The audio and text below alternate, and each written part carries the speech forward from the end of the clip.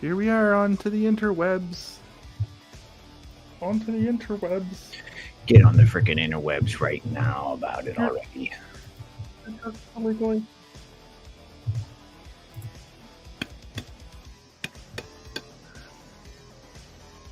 Where's the sound coming from? Margaret Robert.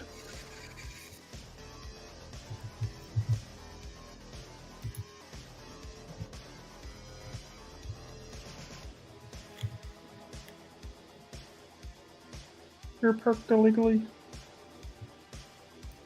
You're parked illegally.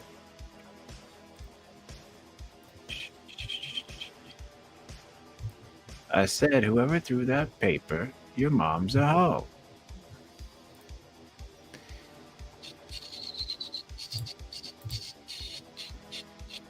Hey, that's good. Rusty Trombone. 6 is in the chat. 6 of them. Hooray. Thanks, Rusty Trombones. It's 6. What was I doing? Where is it?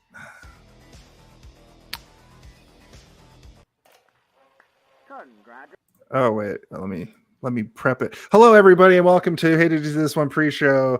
We're going to be going live here in just a few moments. But we do, of course, every week play a game where I put up a piece of the poster from the movie that we're covering. And I'll put that on the screen right meow. Where is it? Where is it? Where is it? Where is it? Here it is. Boom. Pretty easy. Most people who interacted with it got it right. Nobody was like, and then said some non sequitur. I'm very tired, so if I try to make a joke and I just fall flat on my face, that's why. But yeah, this is hey, can you gotta get these prepared before I do them. Poster game. This is hey, can you guess that one? You have successfully guessed the correct answer, which is the answer you provided. Congratulations!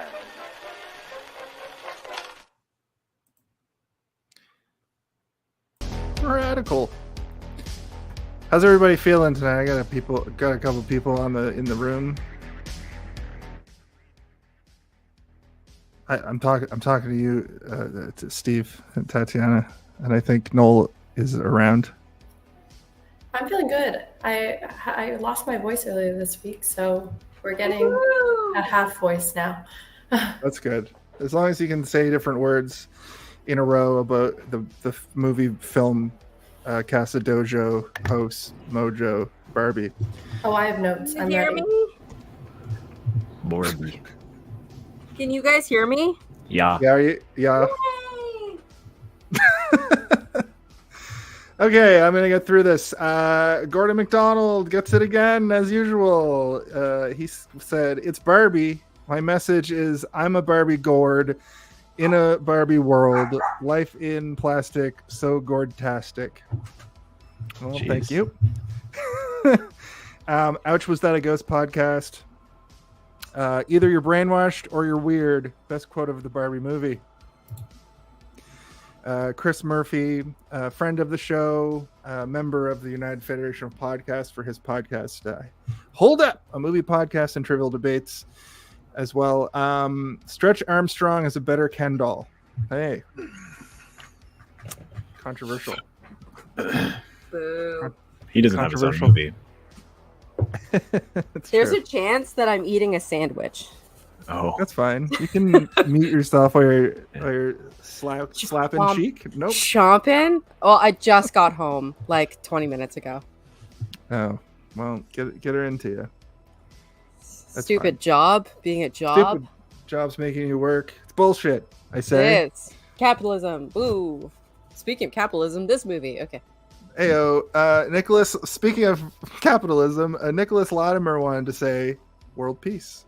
I'm sure you got it correct. Tim Covey, former 8-time guest of the show, and friend of the show and fan of the show. Always be kind to yourself. The candle that burns twice as bright sometimes only burns half as long. And don't I know it? I'm so tired. Oh, hit record. Hit record, would you? Holly Teresa, a friend of mine from like high school era, got it correct. She said, "That's Barbie." My message to the world is Nintendo needs to stop doing remakes. Give us a new game, you lazy cocks. And communication. And you know what's funny about that? That was the day before that Direct that just came out, where they announced a whole bunch of new games. A lot of sequels, but some new stuff in there. Julia Clahane, she says, "I don't have anything to plug. I just like to win." That's a pretty common one. People are like, "I don't know. I don't have anything to promote or a message. I just like winning things." So Preach. I did. Yep. Arjun Trivedi, I think, same boat. He's been on this very show, likes this show, I presume, yet every time he gets it correct, he just doesn't respond to me asking, "Hey, you got a message or a plug?" Who's next? Jessica Fisher. Fucking stop your parents and grandparents from voting conservative, because probably an early provincial election will be called, and with the federal coming with a secure conservative win, we are all royally fucked, which I think is true. But this isn't a political podcast. Oh. We're here to laugh. But voting is no laughing matter. Please go out and vote whenever you can. Aaron Hurdle says, "Life in plastic, it's fantastic." Yep. Larissa Landry got it correct again. She never has an answer when I ask her as well. I think she just likes to win as well. My friend Abe Sanjakdar got it correct. He also said, "I don't know. Stay alert. Stay safe." And I didn't proofread this from this podcast that got it correct, so the views and opinions of this paragraph don't necessarily reflect those of Hey, did you see this one? But I think it's just them promoting their pod. But the Usher Club podcast, our message that we would want to share is for people to come check out our new podcast, the Usher Club, where friends who have worked together at a movie theater get together to talk about the newest movies and play movie-inspired games. You can find us on Spotify, Amazon, and Apple Podcasts. And we also engage with our fans regularly on our Facebook and Instagram page. Thank you for the support. Hey, that sounds familiar. Yeah. I mean, we're not the only ones to ever do that, but yep, they ripped us off. That's right. Just kidding. That's a joke. Yeah, this is the first movie discussion podcast ever made. There's the poster that I put up this week, and that bit pretty much takes us right to 8 o'clock. So let me get us prepared here. Everybody's on the stage with their cameras off, so I'm gonna just do a little switcherooski to the overlay, get rid of the underlay. You're all safe to start your cameras. Okay. Trying to fix my pop guard here. It shifted on me. My pop guard shifted. Literally was about to say the same thing. My pop guard is shifted. God damn it. All right. I'll mute my... eesh.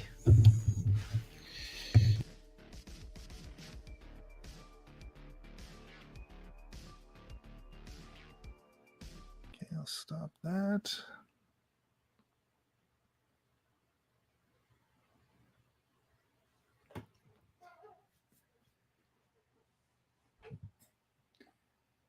I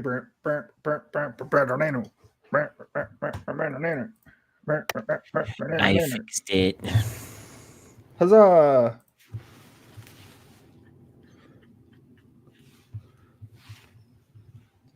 Huzzah! I always wonder if people can even hear us on TikTok. Tiki-talkie. Tiki-talkie. It's not a perfect system. It's 8 o'clock. Noel, are you good to go, homie? Yep. Last bite. Dunzo. Last bite. All right. I can hear myself. That was no, I did. Yeah, I was Echo. checking something. Echo. Echo. It's like that person who goes into like modern Call of Duty and has the like instant voice recorder and just plays the person's voice back at them, and everybody loses their mind. It's very funny. Yeah.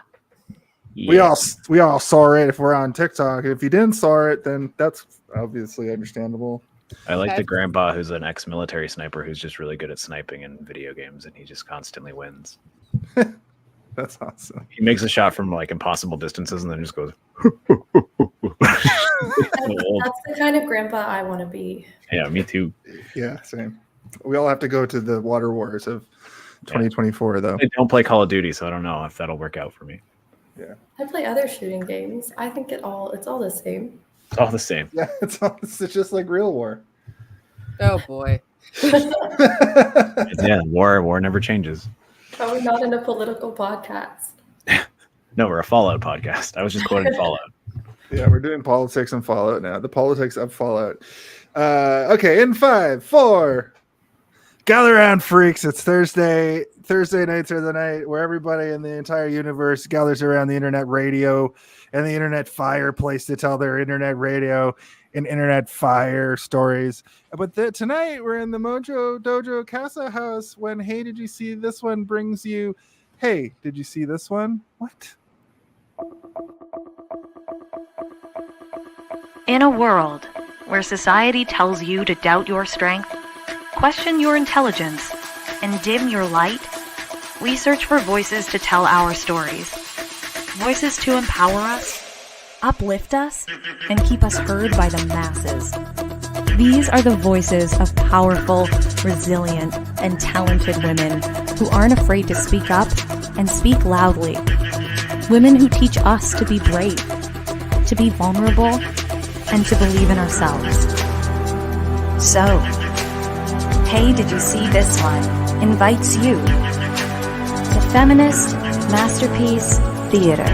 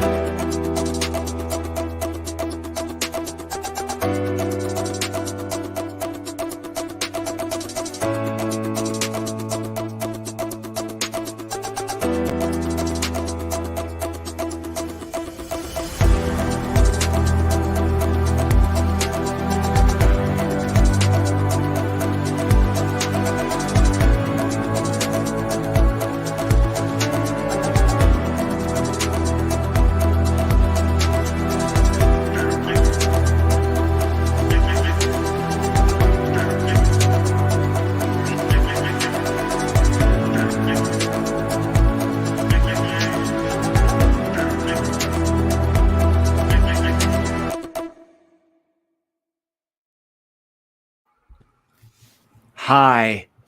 Hi, everybody. It's Thursday night, and we're here, and it's the Hey, Did You See This One show, and it's episode 140. We did it, episode 140 episodes. Thank you for being here. My name is Jason R. Phillips. I'm joined, as always, by my lethal co-host, Stephen Lethal. Marcus, Sick.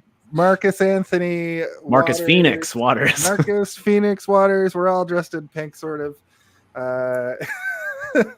Tatiana didn't get the memo. Just kidding. I did get the memo. I do not have pink. That's the I'm problem. in the jumpsuit. I'm in the brainwash jumpsuit. Oh, nice. Before we, that's great.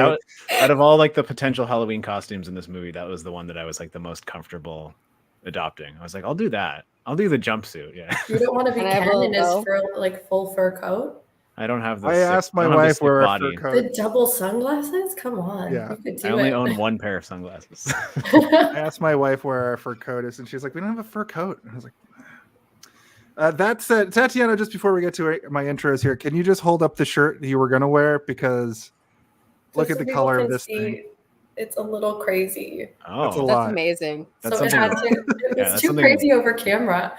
Yeah. That's something weird Barbie would wear. Absolutely. I think I would be weird Barbie. I think we would all be weird Barbie in our I own. have I some think this Barbies behind me. This podcast is the weird Barbie of podcasts. It is, of course, we're making our way through Feminist Masterpiece Theater Month, where we celebrate, feminist masterpiece films. We're joined this month again by Tatiana Ramos. Sorry, welcome back, you got it right the first time. So Ramos. yes, Hell yeah. go with your Steve. instinct. What? Oh, sorry. I got it. You didn't. There's. If you're gonna do it, do it. If you're not gonna do it, do it. I'm sorry. I'm yelling at my co-host on the show. Just kidding. Hey, and guess who's back for the third week in a row as they're doing their hated to see this one residency to learn how to be a permanent cast host, apparently, because that's how it works. You stay long enough. And please welcome back to the show leave. the man, the myth, the legend, Mojo Dojo Casa host Noel K is back on the show. And as I said at the beginning of the show, I'm very tired. I'm not drinking for this episode, so if I don't seem the same as I normally do, that's why. Which is fine. Sometimes we're tired, and sometimes we're in a Barbie world, and we're thrust into reality, so hard that it makes the world that crumble down around you. That is called a transition. And when now explain what a transition is to us, please. Transitioning is okay. But first, what we're gonna do? Yeah, thank you, thanks, Chucky. And I appreciate that. Where'd he go? Goes. Yeah. He's gone in a cloud of dust. Sound, I guess I'll pick up where he left off. Usually at this point, we would walk ourselves into our brief histories. Just a little short tale of the first time you saw this movie, and maybe a little bit of why it means something special to you. And usually on the show, we beg the guests to go first because we're so interested to know your first time watching the movie Barbie. So, Tatiana, why don't you tell us about the first time you saw the movie Barbie, the movie? I watched it in theaters, and I honestly was trying to rack my brain to remember who I was with. It's not there. I don't know. Probably my partner. I would think maybe. But it was wonderful. It was just like a packed theater of people in various outfits. People like really dressed to the tens to go attend this movie. But it was awesome. A little short, but that's fine. I really liked it. I liked the songs. I left singing I'm Just Ken for about a week and a half. So it's definitely an earworm. Also, it's 2 hours and 6 minutes long. It's not that short, but I guess you wanted like a Return of the King extended edition. Yeah. Give me like an extra hour and 10 minutes. I mean, just in Barbie world, really. I've said it before and I'll say it again. My sort of like gold star for a movie is when it's getting to the end and you just don't want it to end. You want it to keep going, and you're sad that it's over. You just want it to live in the world for a little bit longer. All right, thank you, Tatiana. Mojo Dojo Casa House. Why don't you tell us your first time watching Barbie? Hi, Ken. Hi, Barbie. We didn't do it. We're supposed to do it. Done it. Hi, Alan. Yeah, you are, Alan. Yeah. Who wants to be Midge? Oh, no one. Not even Midge wants to be Midge. No. We'll get into that. So I watched it on opening night. I wasn't going to go see it, but then I went. I had like the shittiest seats in the theater. And then I saw it 5 more times and then one in IMAX. Nice. So then I bought it on the day that it became a digital thing, and I just have watched it more times than I can count now. Yeah, this is one of the few movies that I've purchased in a long time. There aren't many anymore where I feel the need, because there's so many streaming services. I'm okay to wait until they go on for free. But I really wanted to see this because of all of the. I guess this is me just leading into my first time seeing it. I really wanted to watch it without having to wait for it to go on streaming. And I'm not a huge fan of sailing the 7 seas unless I absolutely have to. So I saw this when my partner was like, let's watch it. And I was like, is it on any streaming? And I was like, did we dare? Did we pirate it? No. And then we both found that we could purchase it. So we both bought I it. think it's on Crave. It is now, I think. But yeah, at the time it was not. And I am not disappointed in the purchase at all. And I had so many people surrounding me of whom I respect in terms of their opinion on movies, who I almost agree with them on pretty much everything. So I felt pretty safe in the purchase. And after watching it, I realized that this movie was for everybody. It wasn't necessarily targeted at a specific audience, even though the marketing makes it seem that way. And it is very much catered to a specific audience in terms of like what is happening in the movie. But the comedy, the storytelling, the production value, the music, everything, the sound design is amazing. I want to talk about the sound design later, but everything about this movie is truly like what you think of when you think of the craft of cinema. And it's all wrapped together in a nice pink little package. And I love it. Greta.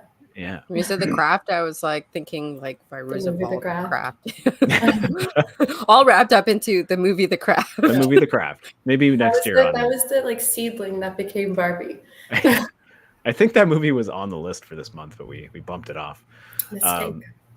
But yeah, that's my first time seeing it. Was huddled around my TV, excited. Jason, our Philip. It's my turn. I don't know what happened there. It said something went wrong, and I was. It's okay. We didn't miss a beat. I made a joke about you disappearing, and I made a fart noise, and then we just continued on. Of course. I'll tell you. I saw this movie probably opening week. I went to see it with my wife. I think Steve was there. Steve, were you there? Nope. Somebody was there. I didn't see this in theater, so. You didn't see this in theaters. No. It was like a movie night with some friends, as I recall. And then I liked it. It's a great film. Then I watched it again like a few months later at my dad's, and I expected my dad to be like blah, blah, blah, blah, about it. And he That's actually how he was like pronounces Barbie. blah, blah, blah, blah, blah, blah, blah, blah, blah. He actually asked me to bring it because at Christmas I'll bring down a bunch of movies and stuff on USB because he's like lives in the Stone Age, and he actually requested it, so we watched it again and I enjoyed it again. But I will say, a third time in a year, I don't watch movies I like 3 times in 1 year, and I do like this movie, but this wouldn't be a movie that I would probably watch again for a little while. I know Noel's like, I saw it 17 times today. Yeah. It doesn't have a Spider-Man in it, Noel.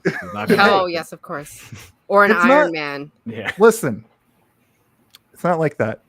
But I'm not those weirdos from that podcast on TikTok. They're like, Oppenheimer's a bad movie. It doesn't even have Iron Man in it.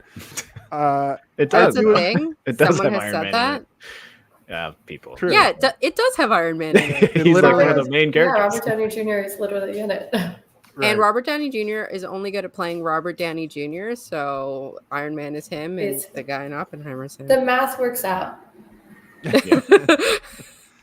But just to give you a brief history of me and Barbie, like when I was a kid, I didn't, even though I'm a dude, I didn't feel like it was like weird to like play with Barbies and stuff, so they were always around as characters in like playing with action figures and stuff.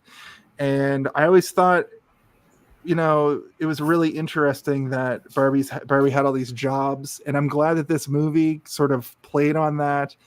And I really enjoy like what this movie sort of represents, because it's like really hard information to take for a lot of people, but they give it to you with that spoonful of sugar. Helps the medicine go down a little bit better. I think it's a very important film. I wasn't in the mood for it this week. It was just too colorful for me or something. I'm feeling kind of like, ugh. But it's still good. What? I'm allowed to mental We health. should have is done The nothing. Craft. We should have- No color. Yeah, it is black and white. Can I ask if anyone who saw it in theaters had any hecklers in their movie theater? Because I did. Hecklers? No. Yeah. No, We had a guy in our theater after she, like America Ferrera does her big monologue, actually just do like this big sigh and say like, oh, like I can't remember what comment he made, but essentially like that was like too much. I was just like, you're in the wrong theater, bro. Sounds like a Gen X douche to me. Or he's like a really big fan of Bratz dolls. Or just wants to like an attention seeker. I'm not sure. Because I looked. I already looked real hard. And he was there with a girl. So I'm like, I'm assuming a girlfriend. Like, what are you doing? That's crazy. Even if you felt that inside, don't express it. No. But The only time I've feel experienced that was at Fast and Furious 10, but it felt like I was at a party. But to have somebody yell out something like that during a pivotal scene like that, that's too much. Literally, some people were crying. Like, you heard some like sniffles, and then this guy made this comment, and everyone was just kind of like, whoa. What part of the movie was it? Sorry? It was right after America Ferrera does her monologue about like being a woman is so difficult. Oh, okay, Yeah. okay. Yeah. You mean the best part of the movie? I thought more people would. I honestly no. I thought maybe you'd have more hecklers if you watched it that many times. I did once. Yeah, no. The first time I was sitting beside a child, and I thought that was going to be a problem, but it was like the best behaved child I've ever seen. Like, other than my own nieces and nephews who are perfect, but so they didn't heckle. There were some people who were crying. There was a man who was taking up way too much room, so I kept kicking his chair. He was in front of me until he took up less room.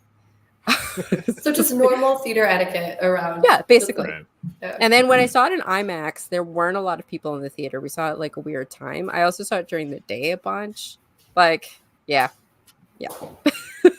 There was someone who was like crying behind me, and then like a dad who like patted his son on the head like near the end of the movie and like gave him a hug, and I'm like, I wonder what that's about. Margot Robbie's his mom, long lost, but that's why he was crying. Or maybe that kid really wanted to see it, and his dad begrudgingly took him, and then his dad enjoyed the movie and was like, "Thanks for making." It was the dad crying. He's like, Yeah. bye. I just didn't understand.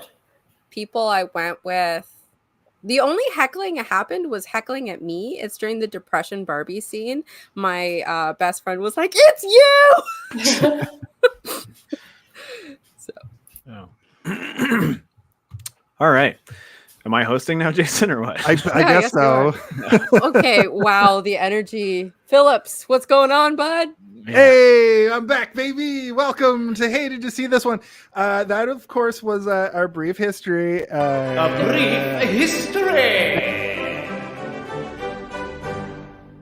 And now it's time to talk about the director. It's director talk. All right. Quiet on set. Are we rolling? Okay, let's shoot this piece of Sound. Speed. Action!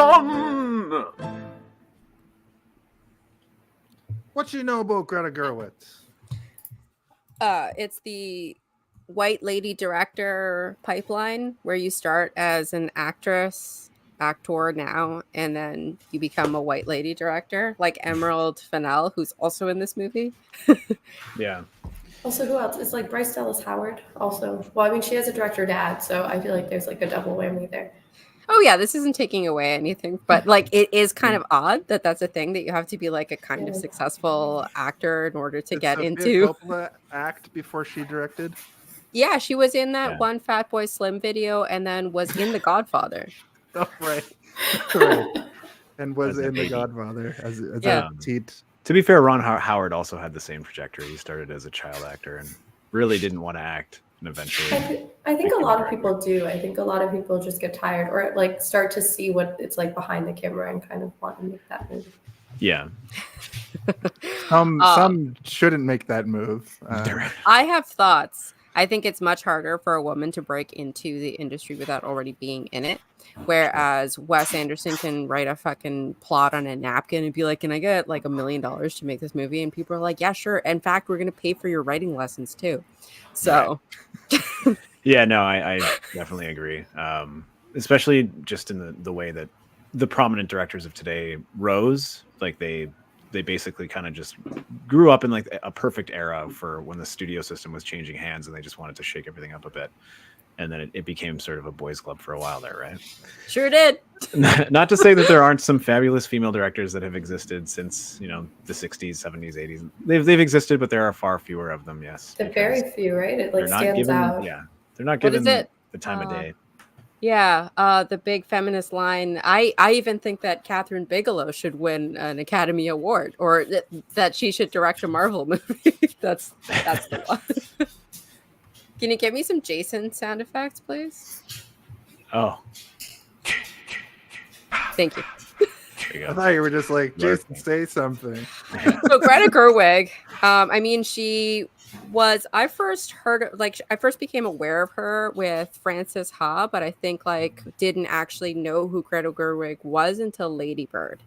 Lady Bird was I did really enjoy Lady her working with I'm going to butcher this name so bad. Saoirse Ronan. Amazing. Like, what a power duo, because what an incredible actress. And then I think Greta just really I don't know. I do really enjoy Greta as a director. So it was Lady Bird, Little Women, which I think could have been very tired because I think it's done quite a bit, but it was also There's I enjoyed that 6, 7 versions of it. Little Women is what really caught me because I love Little Women. I like the June Allison. What's her name? She has violet eyes. Oh my God, she married Elizabeth Taylor. And Elizabeth Taylor, Margaret O'Brien one from I'm going to say the 50s. I really love that one. And then, of course, we grew up with the one with the Winona Ryder. My generation grew up with that one. So I love most versions of it, but I've never... Something that Greta Gerwig does is she takes out the spirit and the core of something and puts it out in a way that it's never happened before. This is the first time of any of the Little Women's that the character of Amy has been given a redemption almost. She was given a proper arc. She's completely portrayed differently. It's absolute masterful movie. Cried the whole time. I think it's absolutely gorgeous. What is your choice? Who has a... I think it's just a dog, guys. Everyone calm down.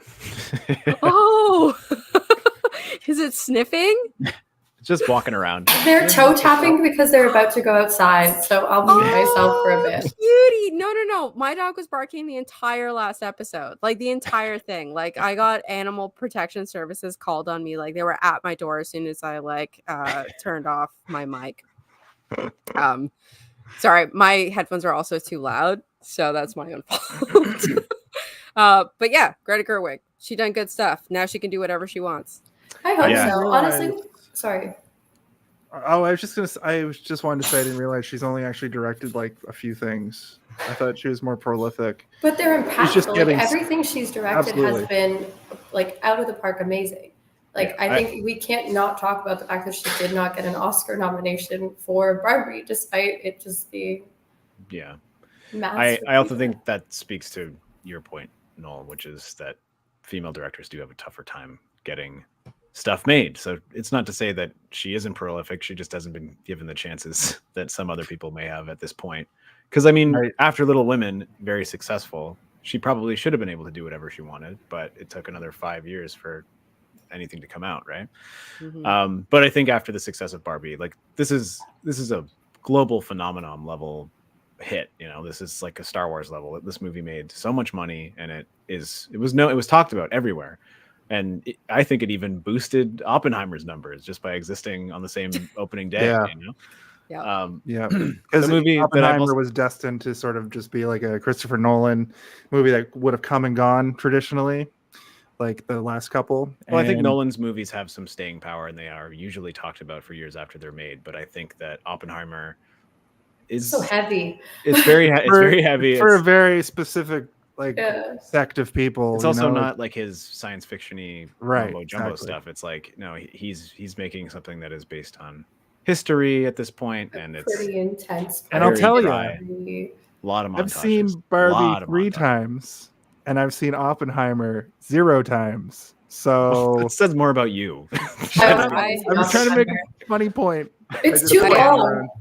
I can't do it. Yeah, I've seen Oppenheimer. It's not a bad movie. It's just very dry and heavy and sad, and there's a lot of montages that maybe should have been shorter.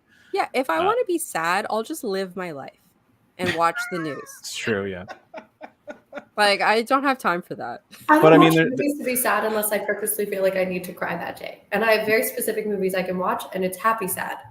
It's turning red. I mean, It's- I've seen Oppenheimer once, and I don't plan on watching it again anytime soon. Barbie, on the other hand, I'll probably watch this every once in a while because it's fun.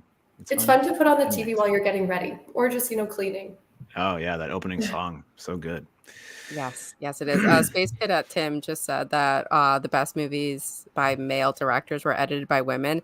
All of Scorsese's movies were edited by the same lady. So, yeah, true. He's a good filmmaker, I guess. Yeah, Martha Lucas. Or they Star have, Wars. yeah, or they have a woman writer. Like Empire is the best one, and it's Mhm. the only one with a woman writer on it. So there you go. There you go. Also, Barbie had a master class in marketing. Like they're Yeah. going to be studying the marketing for this movie for years to come in universities. People are going to try and mimic it. They're not going to get it as perfect as they need to, but like it was perfection. It was all you saw. It was all you wanted. Every clothing line in the world was modeling after like Barbie style clothes. Like they nailed it. They did incredible. All you got to do is create a successful line of toys that exists for 60 years. For 100 and then, years. then make a True, movie. true. I have a question. Who do you think came up with the marketing idea to do Barbenheimer? Do you think it happened organically from internet, or do you think somebody on either side was like, you know what we do? We got the woman movie, we got the man movie. We Brangelina those things, we make $1 million. I think it was organic because, like, I don't know if they cared. Like, Yeah, the people Barbie was working going to on do Barbie well without. were like Oppen Yeah. who, Yeah. and Oppenheimer was like a what? A doll. Yeah, I think it was also like a lot of movies moved their opening weekend because of Barbie, and Oppenheimer was very stubborn about not doing it. So maybe it was organic, and then when they realized it was building into something, you kind of play it up. Yeah. Yeah, Well, I that mean, makes like sense. Barbie, a huge thing that has existed forever. People love it. People know it. People want to see it. And Christopher Nolan is sort of like a marquee director where every time he makes something, it is a big deal, right? So Nolan just has the confidence of like, every other movie I've made has been successful, so why should I be scared of Barbie? Yes. Uh, My niche of people that love my movies will come to my movie. It's fine. Has Any- anyone seen any other Barbie movies? Like the animated Barbie movie? Like Barbie in the Dream House. Yeah. I have Or like not. Swan So Lake.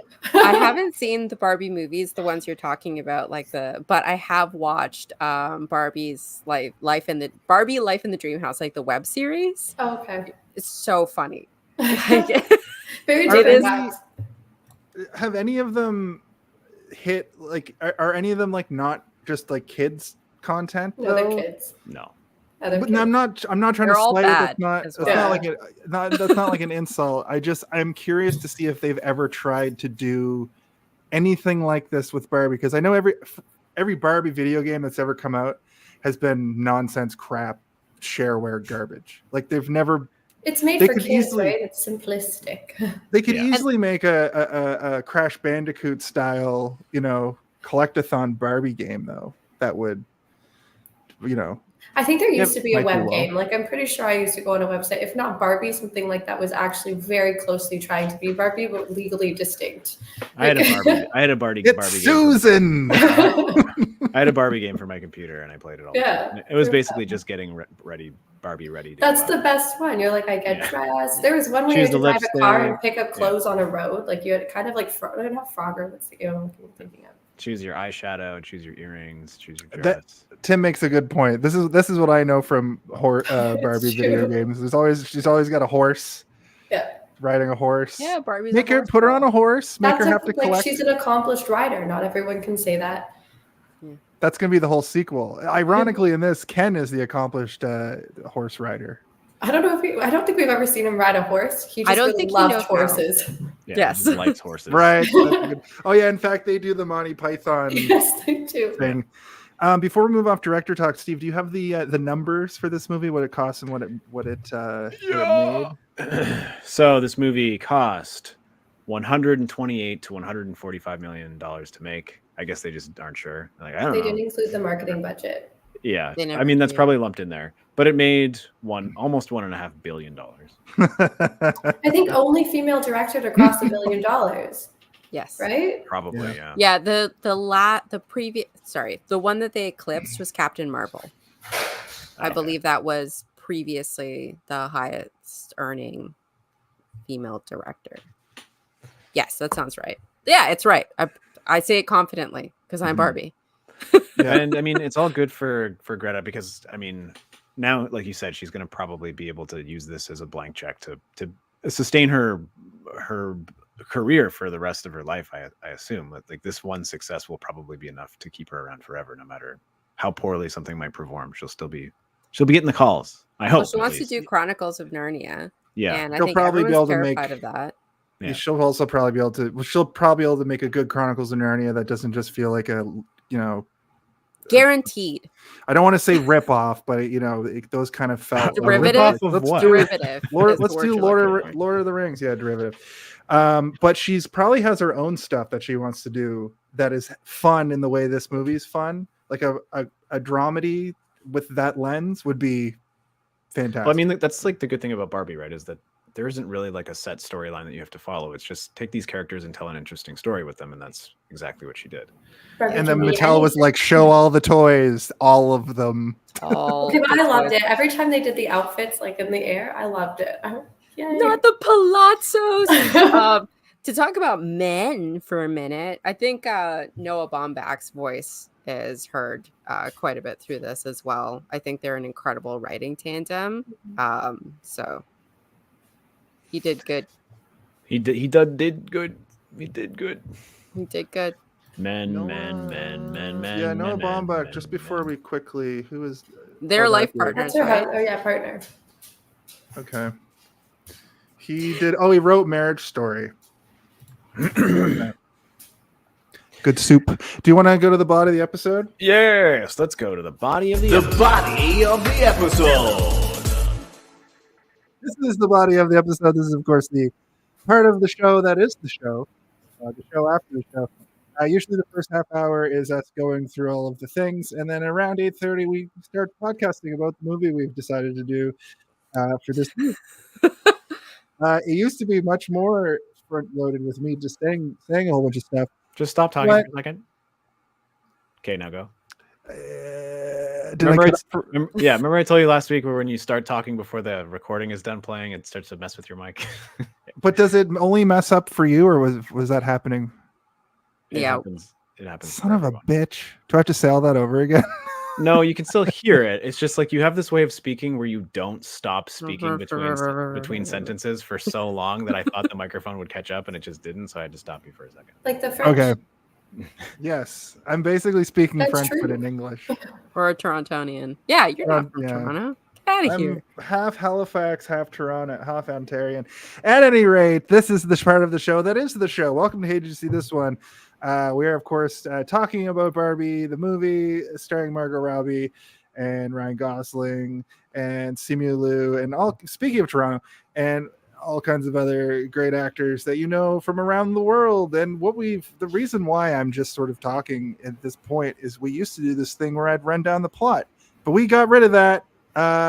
Noel, do you want to give us a little? I completely forgot to. Okay, this week has been a little bit wild. It's true, but- let's just but do it I here. can do it. Tell us about the movie. So- Give us a plot synopsis. So Barbie begins in like Barbie Land, which is a separate concept or idea or place. And Barbie lives in a perfect world, and then she Think of a small town in Sweden. That's what you have Yeah, to do. Sweden.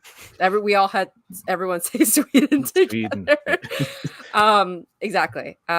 So she starts getting like complicated though. Like she's having thoughts of death. She's got cellulite. There's like a couple things going on. Her humanness seems to like be affecting her. So she goes to Weird Barbie, who says you have to find the girl who's playing with you because she's putting all her sad emotions onto you. So Barbie goes into the real world. Ken follows her. Ken finds out what patriarchy is and makes his way back to Barbie Land, where he brainwashes all the Barbies and teaches the Kens patriarchy, while Barbie finds the girl who she thinks that brought her or like was playing with her, but it's actually the mom. And then all three of them go back to Barbie Land, and then Barbie Land is all patriarchy and it's all very sad. And then they have a really fun montage where they unbrainwash the Barbies, feminism. And then Barbie is like, what's my story? And then she becomes human. Is that good? Yes. Spoilers. She gets her vagina, which is all she ever wanted, apparently. La Because vagine. that's what makes you human. Yeah, exactly. It's the punchline of the whole movie. It's great. I couldn't remember what that end was because for some reason I thought she was going in for a job interview, and I That's thought what like, that's what they make it look like. yeah, I Yeah. thought the gag was that she comes out and immediately is like, "I didn't get the job." Like I thought that's what it was going to be, even though I've seen the movie already.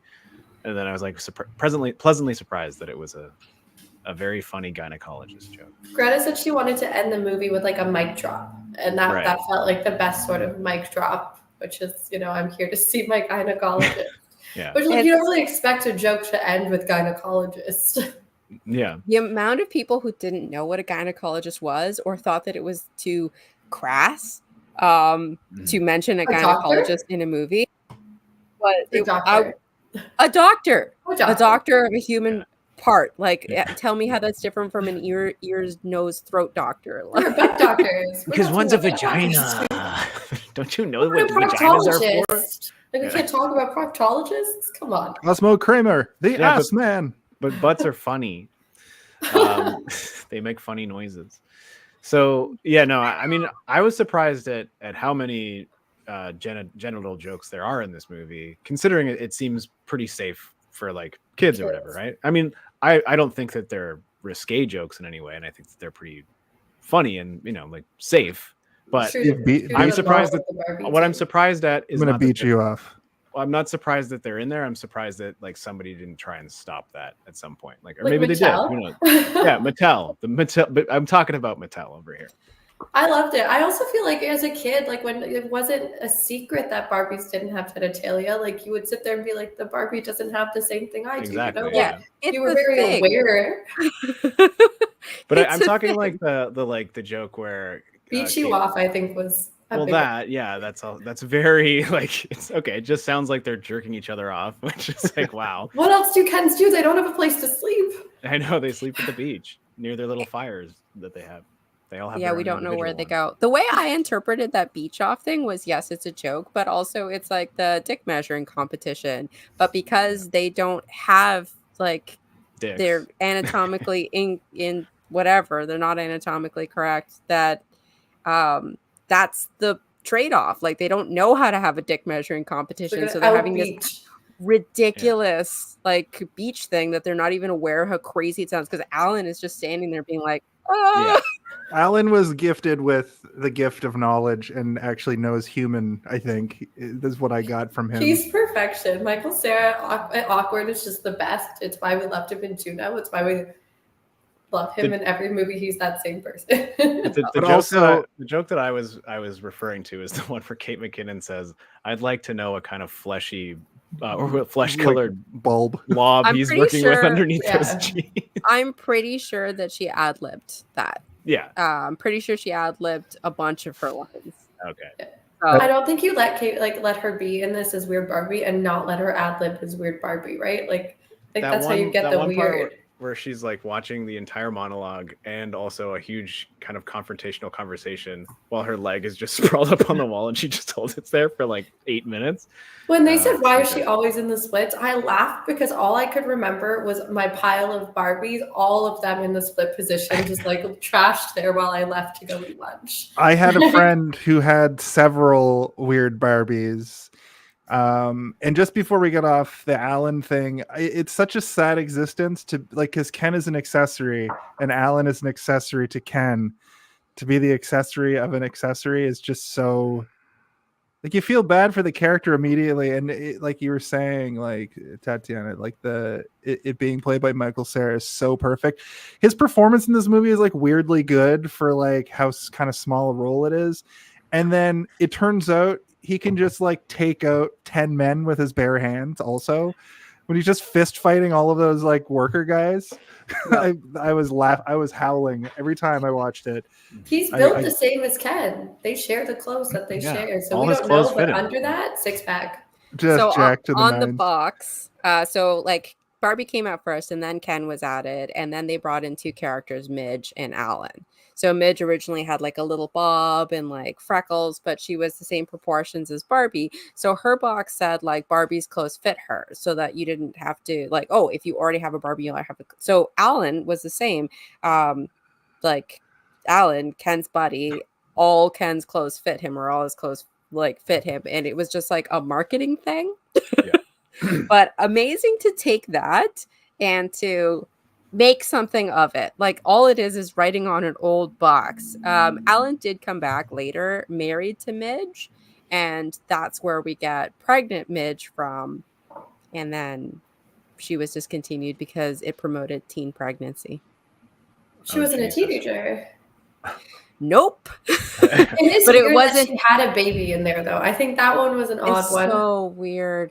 And like it was like like the single motherhood things, like so her boxes would come with just like her and the baby, and then they had to reissue boxes with Alan like his face, like a paper, like a picture of him, so you're like, it's not a single mom thing, it's not out of wedlock, You have They to buy get Alan. married. Buy the dad. Yeah, and Alan looks so weird by that point. He's not nearly as cute as he is, but oh yeah, I have all of the Barbie facts. I looked up a few, but I'm glad you're here. I grew up with Barbies. I played with Barbies. I am presently a doll collector. What's the deal with What's the deal? What's the deal? Sugar Daddy Sugar's daddy Ken. Sugar's daddy. And What's the deal? Sugar Daddy It was canceled for being kind of weird. And okay, that one's Very weird. But weird. what about obviously gay man Ken? Earring Magic Ken. Let me tell you. So you know, because in I the vaguely movie- remember the Christmas that came out and being like, that's weird. So But not knowing why, because they like that education definitely wasn't given to kids in the 90s, let alone probably not now even. So in the movie, he's wearing a chain that says like Ken on it, I think, or something. That the doll originally had a chain with a circle in it, like a hoop. And like the earring, like because you got an earring on the Ken, but then you got like earrings for the kid playing. Did it So, color like, change underwater or earrings- something? No. The earring would just like sit in the little thing. So he was pulled because that necklace looked like a cock ring. Oh, It probably was. They probably got it from like clubs at the time. It was just kind of practical. But they also dressed him like they wanted to make Ken cool. So they dressed him in what was like fashionable at the time, which was gay as fuck. Right. So and then so that wasn't the problem. It was the cock ring necklace that was the problem. So that's why he Okay. was. I mean, canceled selling a and cock ring discontinued. necklace to children is a problem. I will agree with But that. they don't know it's a cock ring. Like It's no also- kid is like, ooh, a cock ring. Like a kid's like, oh, my earrings. So like you're putting your own adult shit on a kid's toy. Exactly. Like- They don't even know what that is, and it's also No. a practical thing because that's where the earring would hang. Like, what's it like? It needs to be on a little like circle thing. Anyway, But it's I have those, problems. Like, it is adults that are rallying, being like, how dare you like sell this to my children? Now I have to talk to them about cock rings, and you're like, no, you really don't. Like, Yeah. The kid at school said that's really a cock don't. ring on my doll. Correct me there if would I be am. one kid though. There would be one kid that knows too much. Yeah, there's always one kid who's like, But nobody I snuck cares a about porno Ken. out of my dad's basement room. I believe all the Barbies in this movie are real, right? Like they didn't make up any 100%. Barbies, right? Yes, yeah. they are. They actually left a lot of Yeah, I'm Barbies looking at out. They have They things did. of every type. Yeah, they can't put everyone in. They don't. It's only a 2 hour, 6 minute long movie. Maybe in the sequel we'll get more additional Barbies. I'm pretty sure Yeah. they did Looking like a at Sugar's Barbies Daddy around right the now. world one time. Like you could get like Russian Barbie, Yes. like Philippines. Yes, Like they I did. remember getting like I think it was a Filipino Barbie or something like that. Like it was really cool. You got to see like representation, I think, in dolls that you just generally didn't see. Yeah. Right. The only thing we didn't get was any holiday Barbies. In the The sequel will be a montages. Christmas movie, I'm But sure. they had like all of the Barbies in the opening. So in the opening shot, shall we just start talking about the movie? In the We are, opening yeah. shot, we have the Thus Spake Zarathustra playing from 2001: A Space Odyssey, and that is the shot for shot of that versus the 2001 Space Odyssey. I was like in when that was the first trailer that came out. I was like, I don't know what this movie is about, but this is going to be fantastic. I had like the opposite effect when I saw the trailer, but then when I watched the movie, I was like, oh, this is delightful. Like they're We doing got this Helen properly. Mirren speaking Exactly. at you. And they're Yeah. also they're making like a comparison to that movie in a way that makes sense in terms of like what 2001: A Space Odyssey is about and what Barbie represents. They can parallel one another in an intriguing and interesting way. And then at that point I was like, oh, okay, this movie's going to be smart. It's going to be smarter than I thought. Okay, great. Because Greta, like, she literally could have started it with some like crazy fun, like that dance scene where we get the fun songs and like Barbie's waking up. Like that could have been the start of the movie and it would have been fantastic. But giving us that beginning was just, it felt super impactful and was almost like a different tone. Like immediately, like the huge switch of this like big like desert scape and these like old-timey children like breaking their dolls. Like it was just a really cool transition that I don't really think you would expect. And they're all wearing like tan and beige boring clothing. Like color didn't exist before Barbie came along, you know. Like but it's weird to think about. She's smashing this. She's just like, fuck this. But it's so weird to think about that that's true. Like Barbies were, like dolls were always babies. Like you were automatically as a child being given this like motherhood role of just like play with your baby, like feed. I had a doll that you literally had to feed or it would cry all the time. Listen, I don't want babies. I hated that doll. I was like, please be quiet. Like, I don't know how to make you be quiet. Yeah. You just took the batteries out. You're like, I didn't know about batteries. I was a baby. It's so strange. It's just brainwashing is what it is. But yeah, it is. There's this hilarious story that my mom likes to tell. She thought I would be like, she's like, you're going to be a terrible mother. And I'm like, well, I'm never going to be a mother. So look at that. She would like, they got me baby dolls and I would like look at it and then give it to her and be like, you're the mother. Like this, I'm also you take care of the baby. I'm a baby. Yeah. I'm gonna go play with my Ninja Turtles. How is changing diapers fun? Like that's not a fun thing for me to do. Like, yeah, I wanna play with cars. Like that sweet thing where you push the button and the car just goes around a track. Amazing. My niece though loves changing diapers and I don't understand, but like the context of it, I think like for me, I already knew that like it was only paper dolls and baby dolls and that Barbie was the first like anatomically adult little like fashion doll that you had and that she was created from this little like novelty sex toy called Build Lily, who was like a German hooker. No. I'm sorry, what?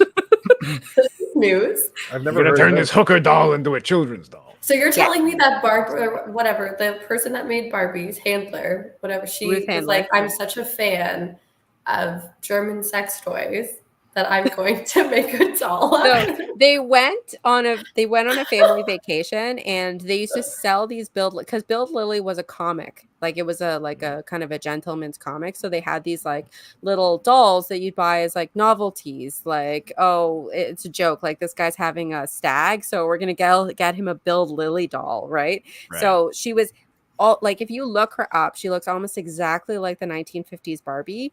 All they did was like change some joints in it and then like changed a couple things here and there. But she bought one and she was like, okay, this is exactly what I need, because what she saw was her son had all kinds of toys, play, creative, like everything, and her daughter had paper dolls and baby dolls, and there was nothing for her to like play with and be creative in the way that little boys' toys were.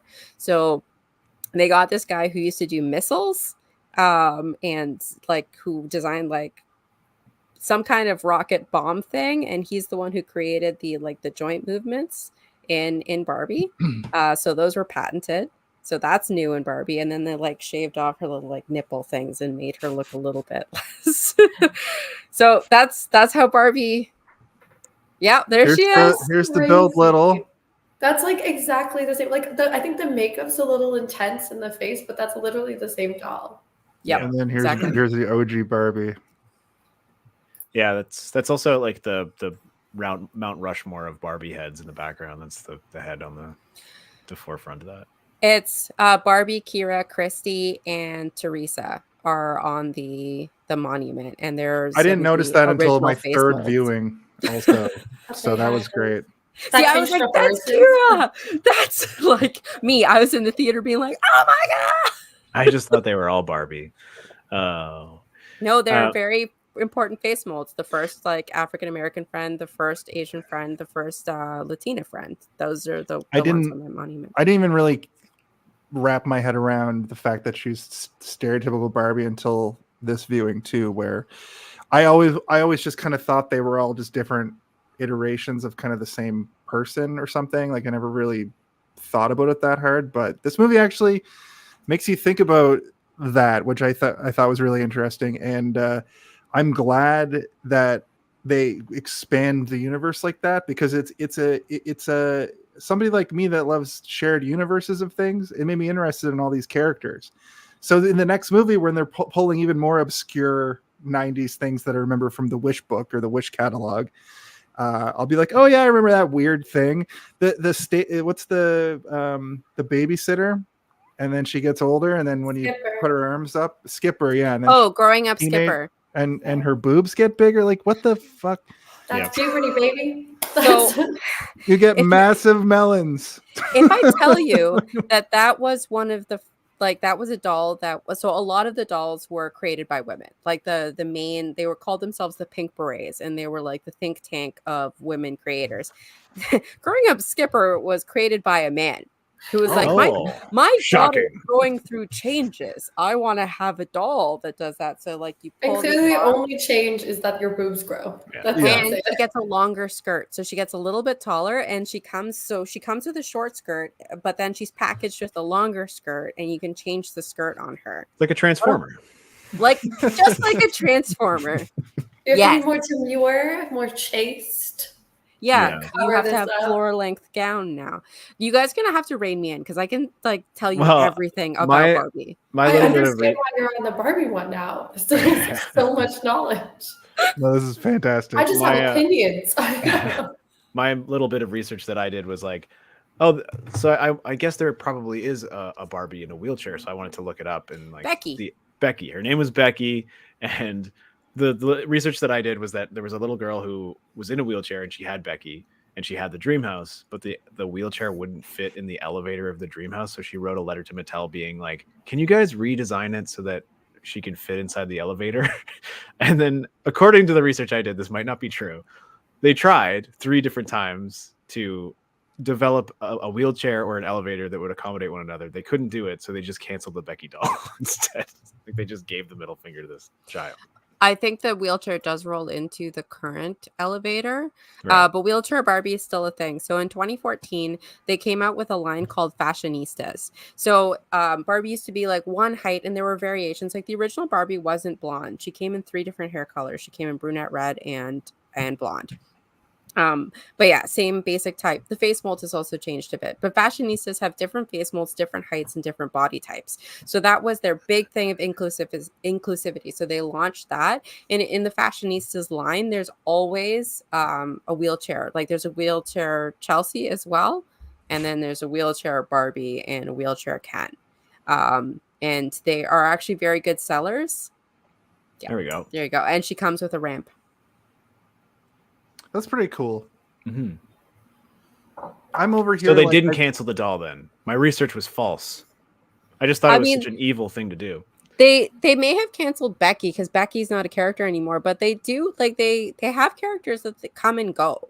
Like Tommy was Ken's little brother at one point, but there's no I think there might be maybe Tommy's a bad example, but like Christy was a baby, and then they turned her into Chelsea, and then like characters. They just come and go. Like Skipper's design has changed a couple times, and then you have Stacy, who's like a younger character who's newer. So yeah, like they're yeah. I'm not familiar anymore. I mean, when I was a kid, all this kind of stuff stuck in my mind a little bit because I watched so much TV. I would see the commercials for like, and now it's baby poopy or whatever, and like they would add a new character to the Barbie universe. Yeah, and then but eventually you stop watching cartoons, you don't get advertised to anymore. And I don't see Barbie commercials anymore on my TikToks or anything, or my YouTube. I assume they probably exist. It's not in the algorithm yet. Yeah, if you're in certain they corners. probably still air on like YTV or Disney Channel. Yeah, or I assume if you go to channel. If you go to like YouTube Kids or something, or like Netflix Kids, they probably have toy commercials on there, but I've never watched those, so I don't know. Oh, you don't know? I don't know. Unboxing is a huge thing. So there are entire channels that just I know about unboxing. Things. Yeah. So they have like little dolls and little like doohickeys. I have them littered over here somewhere, but I'm not gonna go find them. But like now they have them for these like little mini Barbie land things where like you can get a little doll. That's so you gotta put your hand behind it. Don't eat it. Don't eat it. Don't eat it, Noel. Oh, okay. There's a tiny dog. There's like okay, a thing keep talking online. about the movie. There's a thing online where like a bunch of people like started to admit that they would eat the Polly Pocket furniture or something. Like when they were kids, they just like liked putting the Polly Pocket. Sorry, Oh. my in their face mouth. actually got so like, at that moment. No, I didn't do it. We're I also ate not them. allowed to talk about Polly Pocket on this because then I'd go off. So we just Oh. keep on Barbie. I was gonna say I ate the Mighty Max furniture. Yeah, I used to, that's all I ate as a kid. That's all my parents would feed me. They're incredibly rich, but all they would buy me is Mighty Mac. No, none of that's true. That's stupid. Yeah, I I subsisted have a on a whole diet box of of broccoli Polly and Mighty Pockets over Max there. furniture. Okay, so Oh, here, I'll do something. I've got a movie related thing that we can do. We'll just find this thing for it here. Nope, that's not it. Nope, sorry. That's when they said the name of the movie in the movie. So many times. Immediately. Yeah. Oh, really? Sorry. I'm having some, I don't know what's going on over here. But they say Barbie for the first time in this film at 2:52, but this is 2 minutes and 52 seconds, almost immediately. But this is one of those films where the name of the main character and then several other characters are also named Barbie. So they say Barbie in this movie probably 300 times. One day we'll watch it again and we'll count it. We'll have a little ticker. Oh my god, a drinking game. There we No. go. That's how we all die. Yeah, we all died rewatching Barbie. If we all drink water, we'd be so hydrated. That's true. Yeah, so the movie opens up with like the history of Barbie, and then you see like a lot of real Barbies, like totally hair Barbies. They're peaches and cream Barbie. Like anyone who has collected Barbies, they're from a whole bunch of different eras. Like they show all of the careers Barbie, which is its own line, because there's like play line, there's signature, there's a whole bunch of stuff. So they have all of them. In fact, the one I just showed is one of them. But then we meet Barbie in Dreamland, and isn't Dreamland just the coolest freaking place? Like they ran out of pink paint in the world because Greta Gerwig bought it all. Not at all. Also, real set. Like they did a tour of the set, and to walk into that, how would you not immediately be in a Barbie mindset of just like, I am playing right now. This is play. Before, just sorry, one thing before we move on into this next idea, I just want to ask you, because I found out how many times they say Barbie. I found it out. Yay! I know. My guess was 300, and I'll let you guys each have a guess. Tatiana, how many times do you think? Is this like Price is Right rules? Like if I say one, am I gonna win? I don't know. Yes. Okay. 402. Okay. Noel. 56. Steve? 99. So rude. Okay. Well, I won.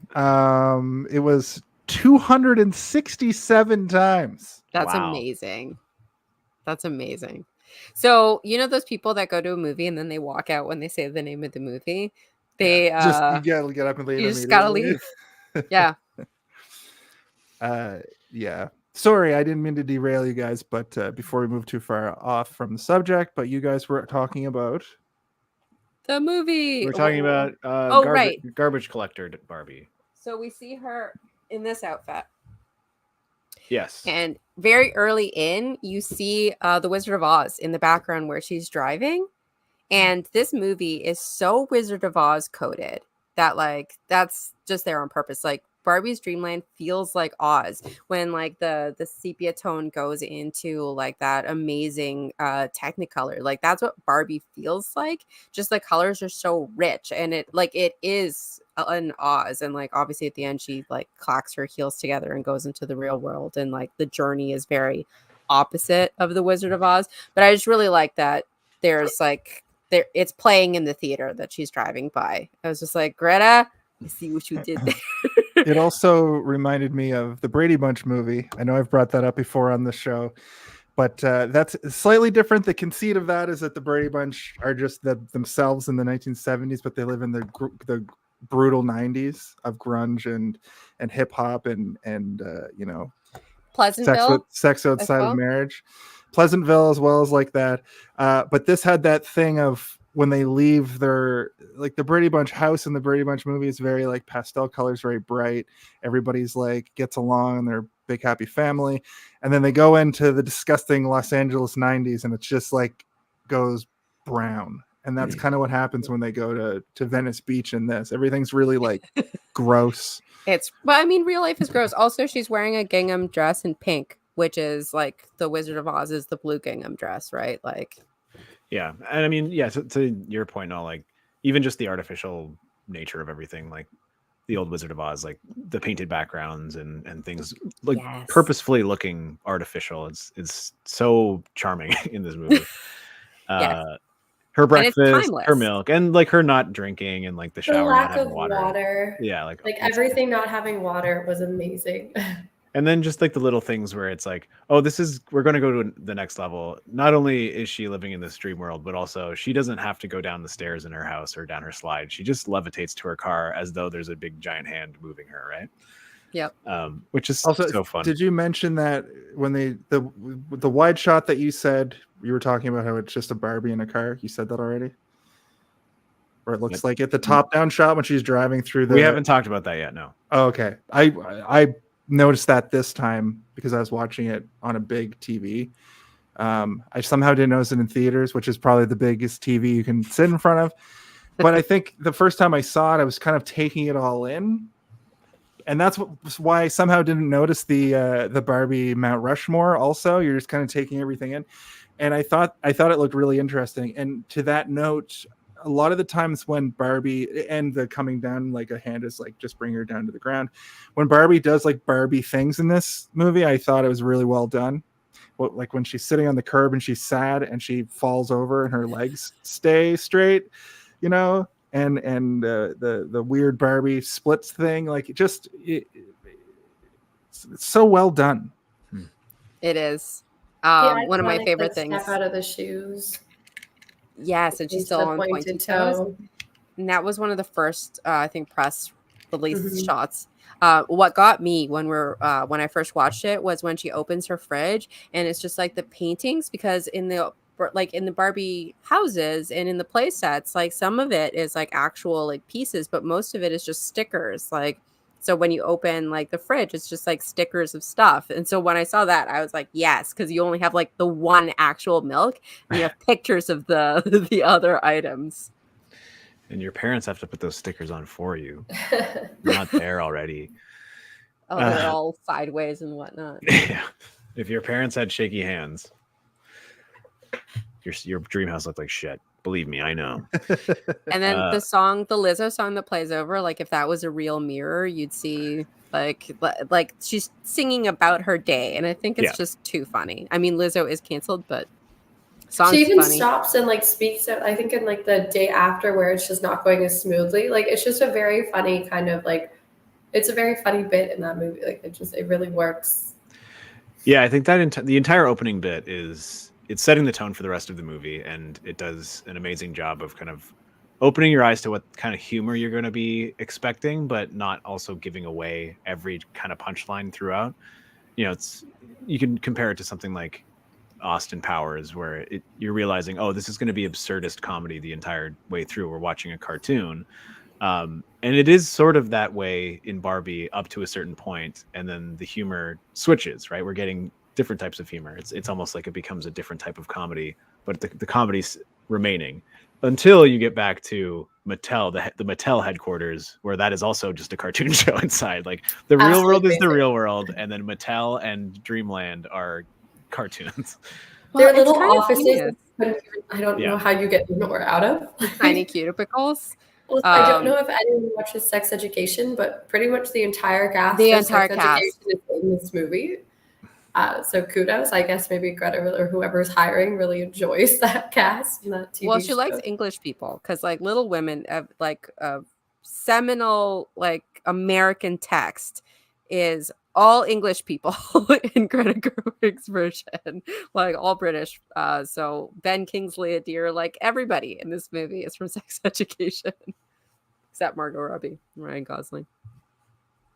But having Mattel be a bunch of bumbling buffoons with like Will Ferrell at the head is the best way, because you know that Mattel had to sign off on this. Like you cannot piss off Mattel. So instead of going into any sort of trickiness that you could with the corporation, the way that you do it is just making them bumbly fools. Because that's like it's palatable. Like you're still kind of making fun of it, but you're not actually making fun of anything. You're also kind of bringing them in on the joke. And I think that's how you get something like a corporation to say yes to kind of making fun of them, is bring them in on the joke.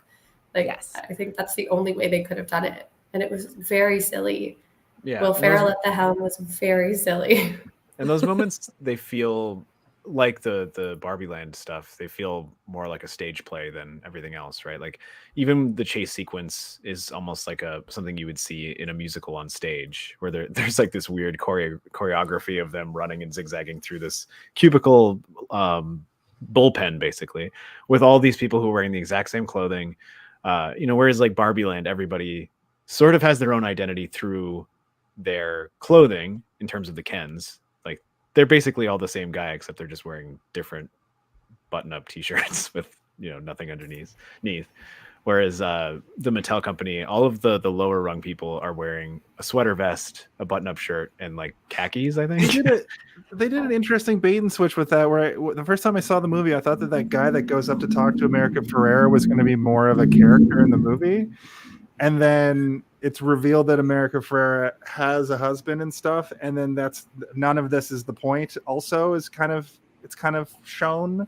So I think that might have been a purposeful bait and switch to kind of create this character you would think would go on to be somebody's romantic interest, and then just forget him entirely, because that's not what he's a man, Jason. He doesn't He's matter an in the actor. fucking movie. That's exactly my point. And that's like the husband in this movie is a fantastic non-character who is only just That's like her actual Spanish. husband. It is her That's actual America. husband. Yeah, that's America Ferrera's husband.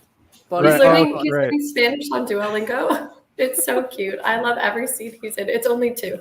Yeah. He's in 2? I thought it was just the one at the end. Is there No, another one? it's 2. There's one when they like flash to They him. cut I think to it's him. like when she's crazy driving and like and maybe that's it. And she's like, "Oh, I was She's- dating this guy." It's when they're rollerblading back Okay. to Barbie World, and she's like, the daughter is like, I can't believe you're actually taking your like tween daughter to like a magical land, and she's like, I never get to do anything, like, and then the daughter's like, what about dad? And she's like, oh, he'll be fine. And then they do the cutaway to him being like, bolígrafos, and then the daughter's like, yeah, you're right, he'll be fine. I forgot about that part. In the journey back to like the Mattel, I guess the C-suite, they're all on the tandem bike together. I absolutely loved it. I think they have like an Amsterdam, like kind of Dutch background behind them, and I was like, what a beautiful little moment for all of you. And then they say, doesn't Will Ferrell say like beautiful countryside? And then they all say beautiful countryside at the exact same time. You should see the boat. So the snowsuits that they're wearing on the ski things, they're made by Chanel, and Chanel doesn't make men's clothing. So Ken's snowsuit is a 1 of 1. Oh, crazy. She wears a couple. Chanel. I think she wears another Chanel outfit in this too, or at Yes. least Barbie does. Very Yeah. beautiful end outfit when she's like boss bitching it, where she's just like, When she goes to see Ken at the very end of the plan, apparently Ryan Gosling ad-libbed the sublime. It's Yeah, literally this is one of my sublime. only 4 notes, and all it says is sublime because I have to rewind and watch that part multiple times. Oh, you just think he's gonna cheer. That's all. You're like, he's gonna go like, yes. Sublime is just I so bet they took good. 30 of those with different words. And Sublime just hit so hard. The idea, I think, is that like Ken has finally started reading books, so he's probably learning new words and really trying to milk them for what they are. They're books about horses. So Sublime I think horses. this movie's actually really hard to talk about, especially with me, because I'm going to keep being like, did you know? But one of the things, so we're jumping all over the place, but I have to say it. It's fine. I wanted to say, was the mermaid Dua Lipa? The mermaid was Dua Lipa, Yes. right? The mermaid was Dua Lipa. And John And Cena. John Cena. And of course, John Cena. John Cena wasn't in this movie. Yes, Yeah, he He was. was he was Boy Mermaid. He Oh, was okay, given I see. beer. I see. I didn't see it. Oh, Hey, I get it. Dun, I'm dun, wearing dun. a wrestling t-shirt. I'm wearing his arch rival's wrestling t-shirt. What is it that he does? Yeah. Yeah. Yeah, John Cena. Okay, so when Barbie goes up and he's clearly not reading, and you hear like a tussling thing, and then he comes out with a book and it's like, oh, you caught me reading. It's like there's so many, and he's reading like a book about horses. There's so many moments in this movie where I can link back to like the men in my life or douchebags who I've met.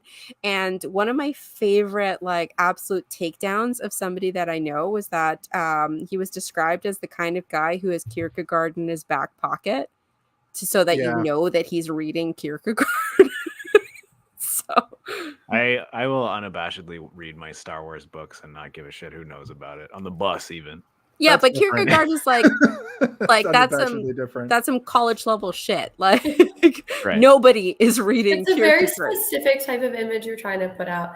Honestly, I would also agree in terms of just references to very cringy things that people have done. And I think the most epic one that they like kind of built so big, like they did it so over the top to like show how absurd it is the serenading. It tickles me every time. I had a dude who was doing, I guess he was like performing or live at like a Finn McCool's, stare me in the eyeballs, dedicate a song to me while I'm just trying to have a drink with my friends and sing I'm Yours by Jason Mraz. I had to literally get up and leave. I had to leave. He was in board shorts and a long tie. I was like, I don't know what I've done in my life to deserve this. But I'm uncomfortable. And this movie brought up every feeling I had in that moment and then made me laugh about it. So now I can listen to Jason Mraz's I'm Yours again. So That's psychological warfare in some countries, I think. Yeah. While I stare into your eyes uncomfortably for the next 4 minutes, 1 hour later. I wanna push you around. The worst fucking song. Yeah, that's all. Like Greta Gerwig did some very important cultural takedowns, I think. Like her and Noah Baumbach. One of them was that song, which is about an abusive relationship. I think like that's pretty clear. Completely missing the point of a song. That's dudes love doing that. But my favorite is when the Nobel Prize winning Barbie, when she gets unbrainwashed. With America Ferrer's like patriarchy speech, and she's like, I've suddenly felt very invested in the Snyder cut of the Justice League, like while she was brainwashed. It was one of my favorite lines, because there's a couple things. Like one, people mansplain like Zack Snyder's Justice League to me all the time, and Batman stuff, and all of the stuff. And oh boy, do people mansplain The Godfather to me. Yeah. I was sitting in like my cubicle, like I was sitting at my work, and I just said, I've never seen The Godfather. And not one, not two, but 3 different men turned around in their swivel chairs and went, you've never seen The Godfather? And none of them had seen this movie. Like they hadn't seen Barbie. And I was just like, you guys. So wait, have you seen The Godfather? No. Just kidding. You're feeding the point, right? Like you're literally feeding that moment. Like No, this is kidding. Yeah. That's that funny. entire thing of how they tricked or not tricked, but like distracted the guys to get these women away to deprogram them. So funny. Because I would like to see you practice this again, Jason. This is what The Godfather posted. No, I was gonna say now we've all seen The Godfather. Yeah, there it is. Yeah. I didn't see The Godfather until I was like 38, and every time I would tell somebody, pretty much same thing. Dudes will mansplain to dudes as well. Yeah. Oh yeah, like that's the thing with the patriarchy is that it's bad for men. Yeah. That's one of the movies where I think people put so much weight on it that I'm scared to watch it. Like I'm just because I get bored. Yeah. It's not very good. Get mad at me, but it took me 3 tries to watch Dark Knight without falling asleep. I agree. I really enjoyed Dark Knight when I finally got through it all. But I think the stress of being like, okay, this movie's supposed to be really good, absolutely destroyed me. And so by like stress me was like 30 minutes in, you fall asleep. Well, it's like people who haven't seen Star Wars and then they come to it later and they're like, what's the big deal here? And you can't remove yourself from knowing about stuff like Yoda and like you just know things from osmosis. But The Dark Knight is a highly overrated movie, and that is a different podcast. I have thoughts, and I have Batmans littered around here, so I'm legit, guys. I like that movie, but it's edgelord. It's edgelord. I like it too.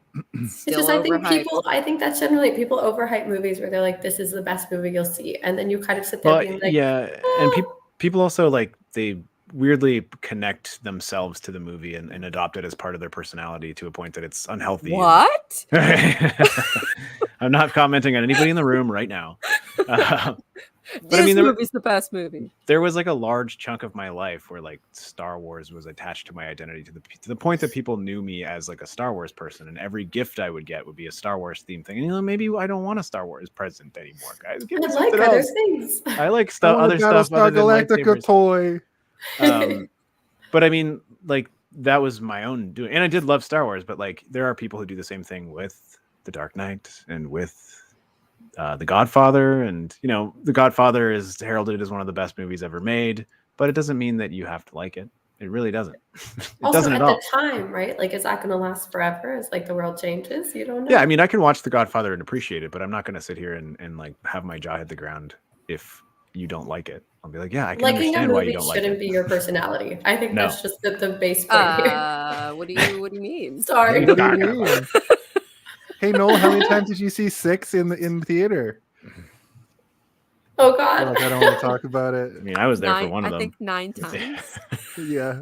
You know what? Theater runs are different because they're short. So if you like it, you really only have the time that it's here. And Barbie, I was only ever going to see it on the giant screen like that. Oh, so I did not like it. You can rent a theater. Just putting that out there. That's true. Did I mention that I did? It's not that I didn't like it. It's that I sat there and was like, "Yay, Barbie Dreamland!" And then as soon as Ken found out about the patriarchy, as soon as like they went into Century City, is that what it's called? And he sees the montage of like Ronald Reagan and Rocky and all of that. Yeah. I started to feel panic.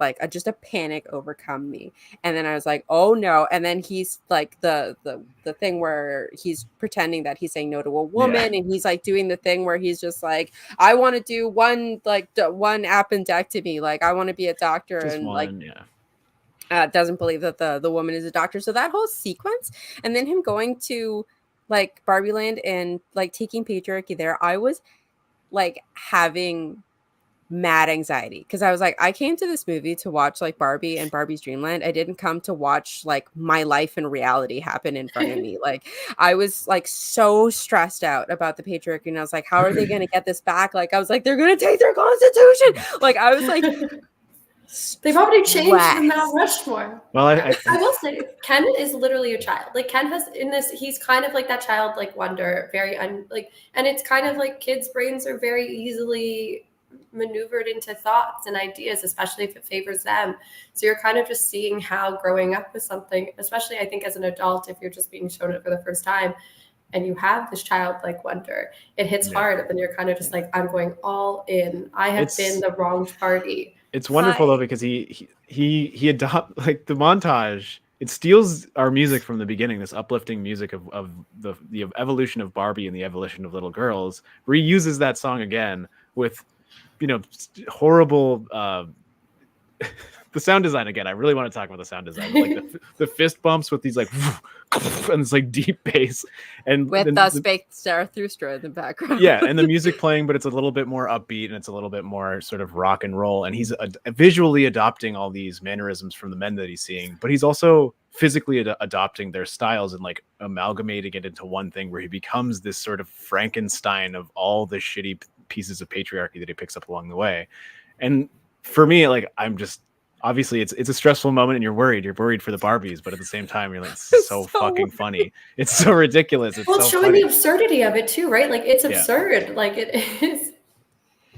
It's like it was just too real, and it wasn't until like Barbie Land like got like it was the jumpsuit scene that I finally like felt comfortable again. Was like, okay, we're good. Like I know where I am, and so I went to see it a second time because I was like, now I know what's going to happen. So how will I feel about it? And I just loved it the whole way through. So patriarchy stresses me out, apparently. To why? I don't know. To the childlike wonder thing, I also think this isn't a political show, but it's kind of a comment on how disenfranchised men who have been told that the world is theirs, but then they go to the world and it's not theirs because the world is a messed up place and it's nobody's and shit's not going to be handed to you.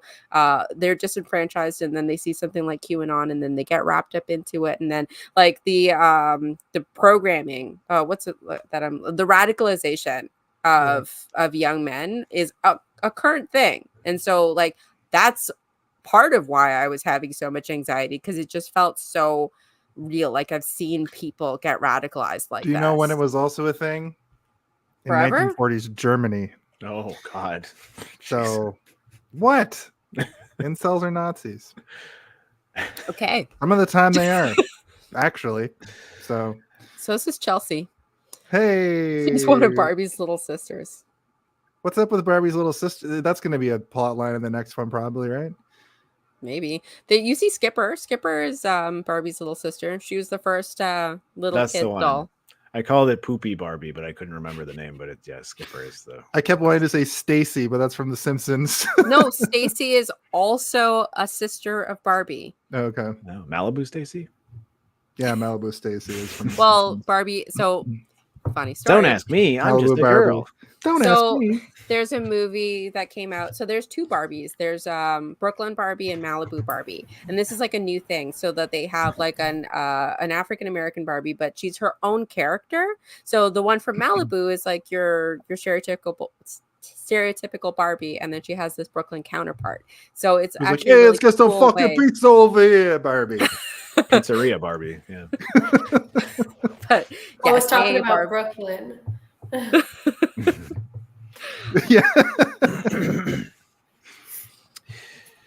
All right. We've kind of gotten all over the place, but I know it's so this hard movie with this movie really to hard like to stay talk on about. point. yeah, I mean, yeah.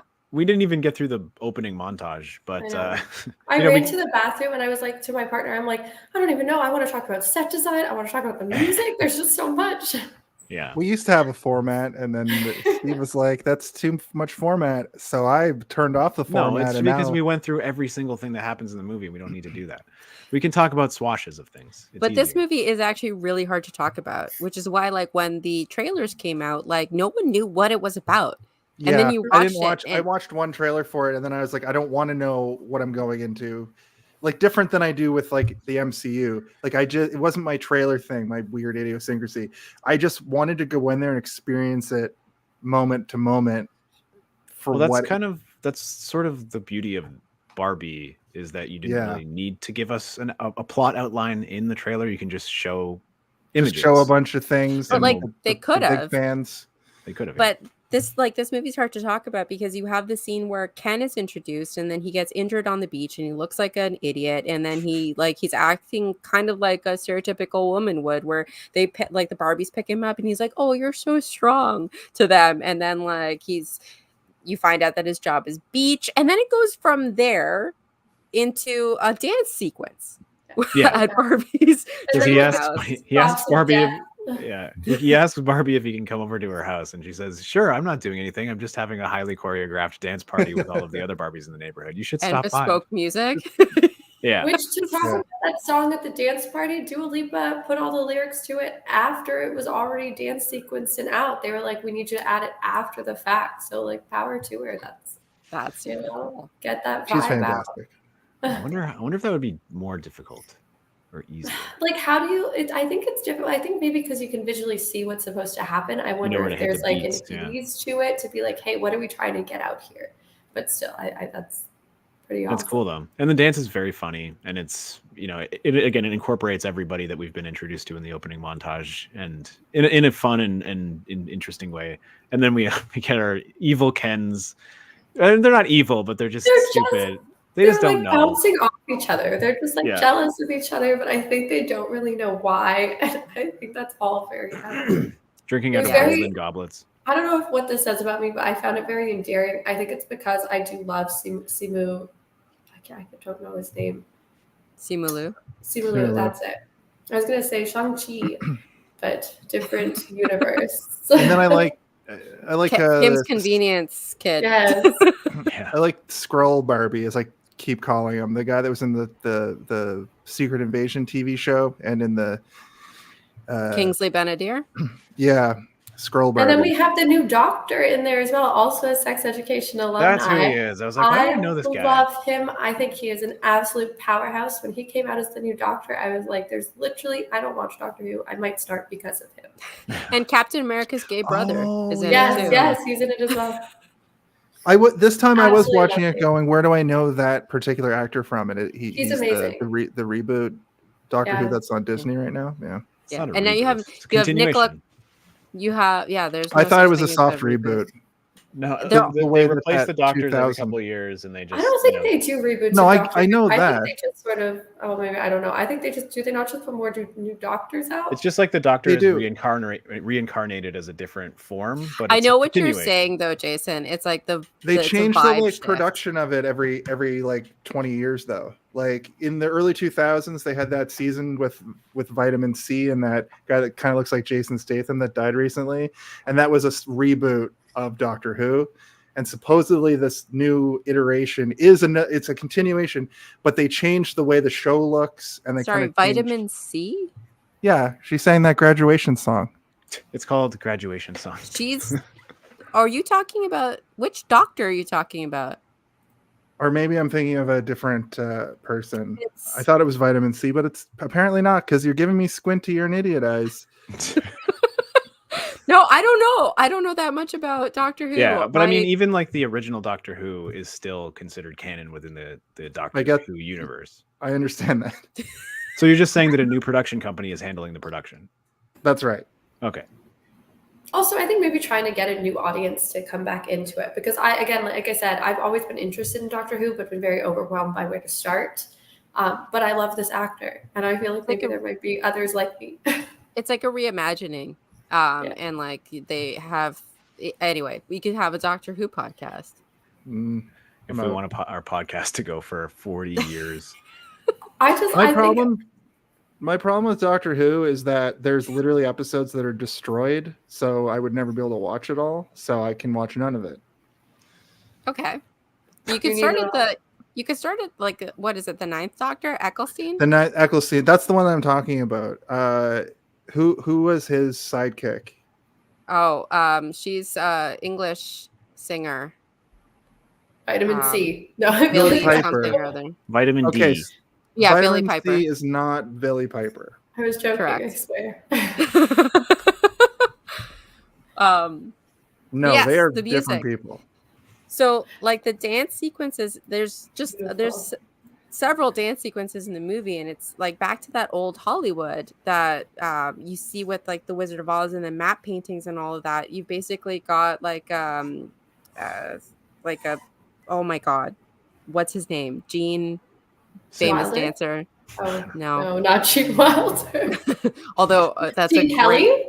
Gene Kelly, yes. Yeah. So you have like those dance sequences, and like back in the day, movies were just like movie musicals. They would just shoot the stage, and you would just see like a dance sequence happening on the stage, and it was just like, let's put on a show, and then it'd be on the stage. So seeing that, just like a dance sequence that's its own thing.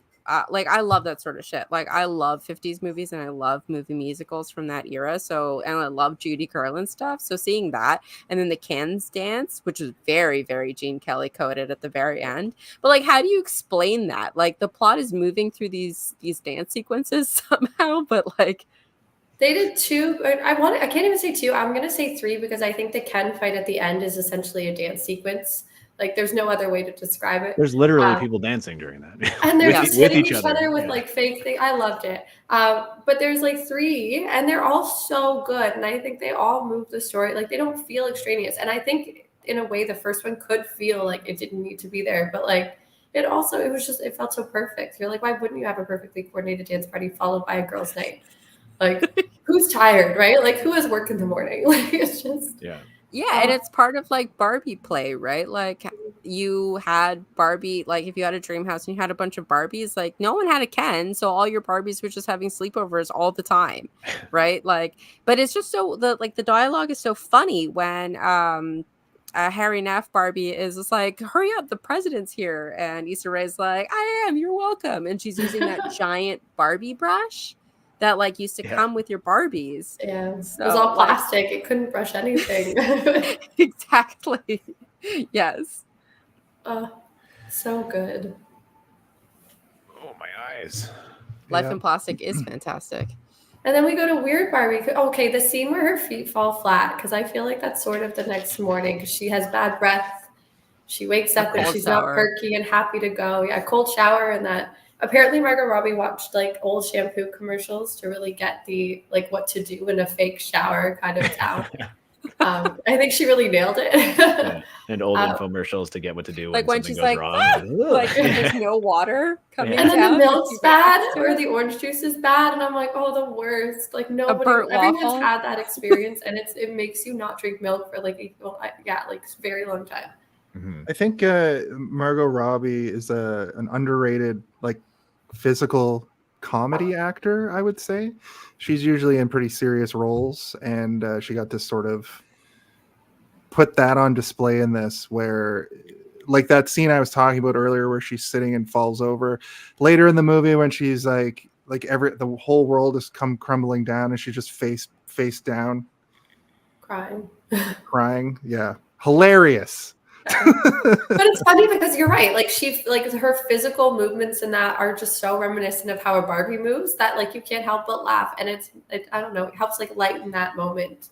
Yeah, and even leading up to that, like the way she kicks off her shoes and like pulls off her coat and then like throws her earrings and then just like sits and then like goes sideways like a plastic doll. Like the whole thing is really, really great. Like she's perfect casting for it. I mean, she was a producer. She got this movie made in a lot of ways. Like she was a big force behind it. But she's incredible. In the doll community, when this was cast, people were like, Ken's too old. Like Ryan Gosling is way too old. And Margot Robbie's too old, and like everyone was mad about the casting, and then they were wrong. They were They were wrong. They did wrong. a great job. Like they did an amazing job. It's also hard to think of a younger actor and actress that you would sit there and be like, you'd work. Like it would I think just be you'd have to have unknowns. Yeah. Really, I can't think of anybody else who like is perfect for this. The only person that I think looks like Barbie and is younger is Reese Witherspoon's daughter. But she doesn't act, so it's hard to say what she would be like in this. Yeah, and I think Ryan Gosling, I mean, he started out in comedy. Like anyone in Canada watched Breaker High, who's our age, and like he was in Young Hercules. And people seem to think like he's a serious actor for some reason, but like he's been in a bunch of comedy movies. and he's super funny. What is the one that he did? Was it The Other Guys or something? Or yeah, he's in a lot of comedies. I think he generally is. I think like a person just based on this that maybe doesn't take himself too seriously. Like he's saying, I'm just Ken at the Oscars. He did it. There were so many Canadian Kens, like Alan, Ryan Gosling, Simu Liu. Like Greta Gerwig said that there was something about the Canadian men that was like softer and like gentler and nicer. So it's like the only American I think is Chris Evans' brother. And the British guy, yeah. And if you guys are right and John Cena was in this movie, I didn't see him. He's American, right? No, like the main Kens. Oh. Like the only American, like they were British and Canadian. I think Barbie, John Cena might be a Barbie. Like I don't think they made do mermaids. Like a merman. They do. Yeah. So recently they had, he was a signature collection merman Ken. And so he was on Mattel Creations and he was really expensive. So yeah, that's why Dua Lipa is based off of a Playline mermaid doll, and Playline is the ones that like are for kids, and then the signature collections are the collector ones. So Merman Ken, I can't remember what his actual name was, but like he's a collector, and Dua Lipa's her Playline. I'm surprised WWE hasn't made a Ken mermaid doll. They call them action figures. Right. True. But Mattel also owns the rights for WWE action figures. So I'm surprised. I'm sure that'll come. WWE does this thing where they make action figures out of like every costume a wrestler ever wore. So I'm sure that action figure will come out one day. Probably grab it. He's getting a brewski. I think that's the only time he's out there is Dua Lipa being like, a brewski. My big guy's thirsty. Yeah. Oh, God. Oh, so good. So many good moments. But yeah, the feet falling flat, absolutely incredible. And then I think when she's walking a weird Barbie house and she's like, I would never wear these shoes if my feet were like this, did make me giggle. Yes. Because we all have flat feet and we are made to wear high heels. And we're not made, but every time you choose to do it, you're kind of like, why in the world is there not a better way? I mean, fashion over the years have dictated that women like had a heel in their shoes. Like I had a job once where it was a serving job and they said you had to be in a minimum 1-inch heel or 2-inch heel, something like that. Not because they want you prancing around in heels, but for safety reasons, because there could be broken safety. glass on the floor. Oh, of Disgusting. Absolutely disgusting. Jeez. And the chefs all have Crocs on in the back. This is a chain restaurant throwing that I knives can at each other? very much assure you every person has gone to. But yeah, broken glass on the floor. This 50-year-old man was trying to explain this concept to me.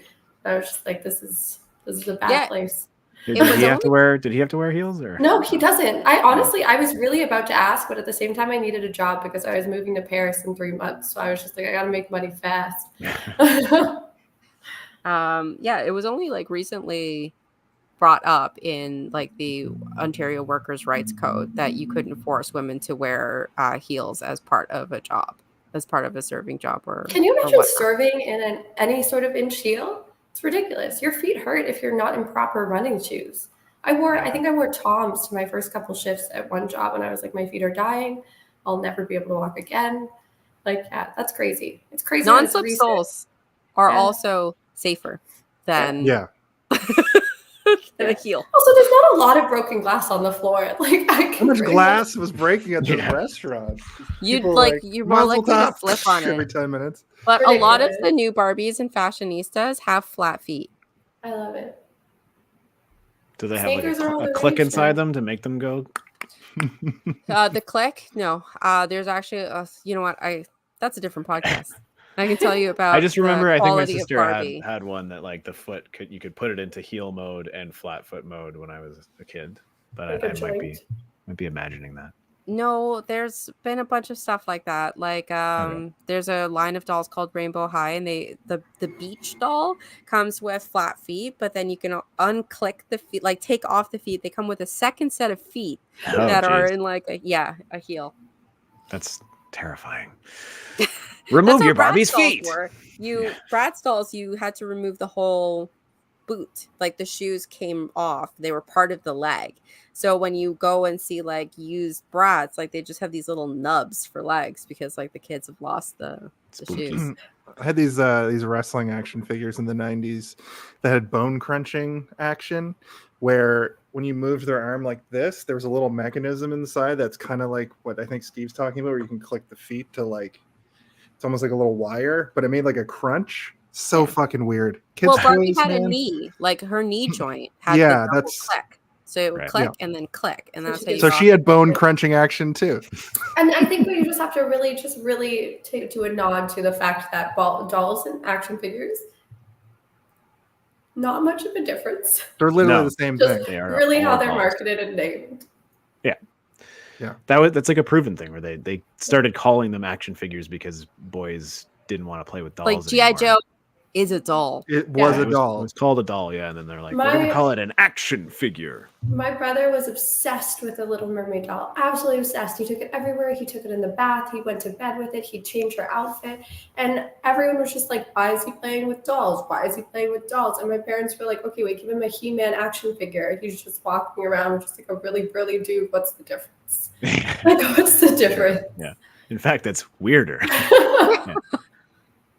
Yeah, He-Man's wearing a loincloth. Yeah. And he's got like an 8-pack and his shoulders are too wide. Like he could not possibly stand. People say Barbie couldn't stand. I don't think He-Man could stand. Yeah, and they didn't shave his nipples off. He-Man's nipples were out. And we know that Dear Lord. causes corruption. I mean, there was a big to-do about Barbie's panties because she used to have like plastic panties that were put in.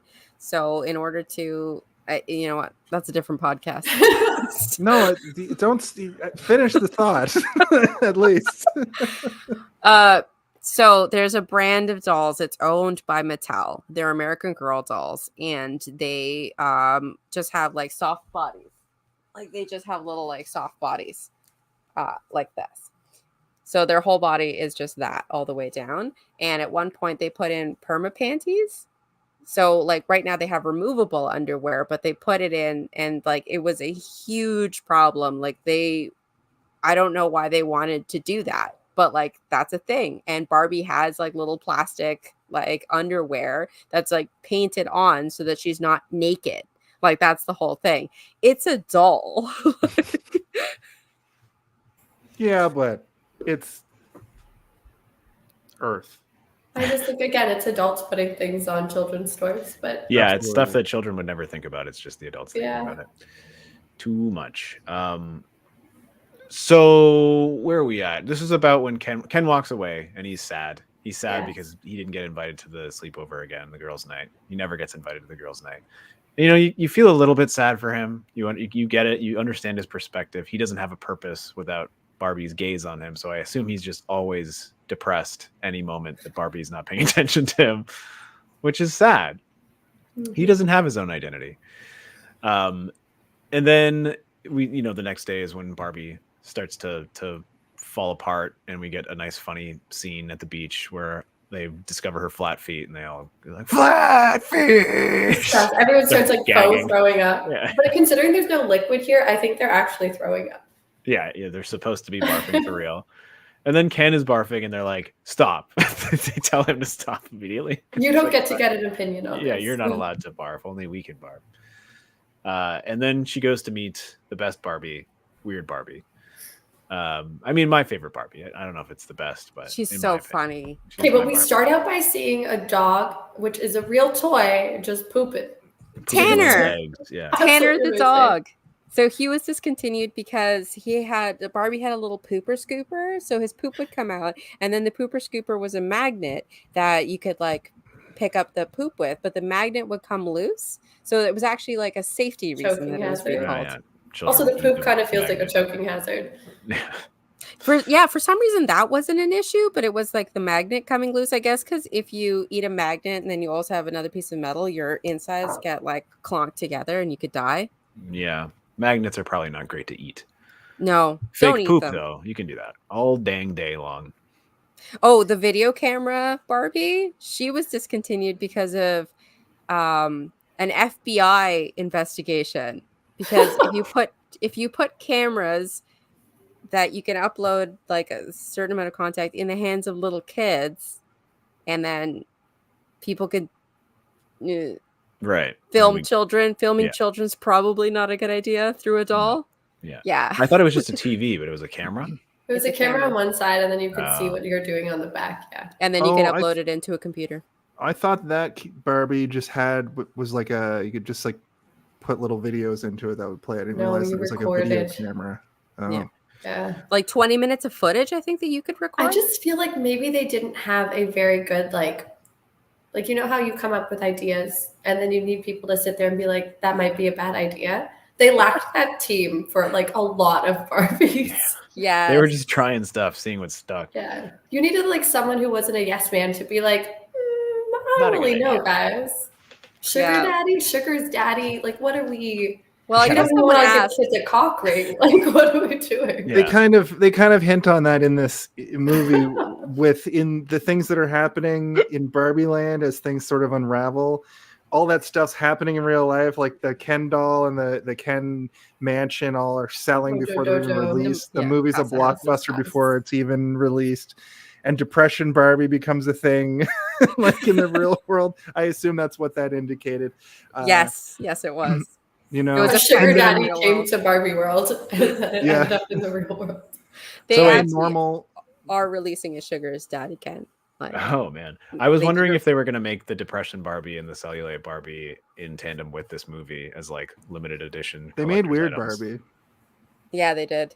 They made a Weird Barbie. Weird Which I Barbie actually is want. is a little easier to get away with, but Depression Barbie and Cellulite Barbie maybe not so much.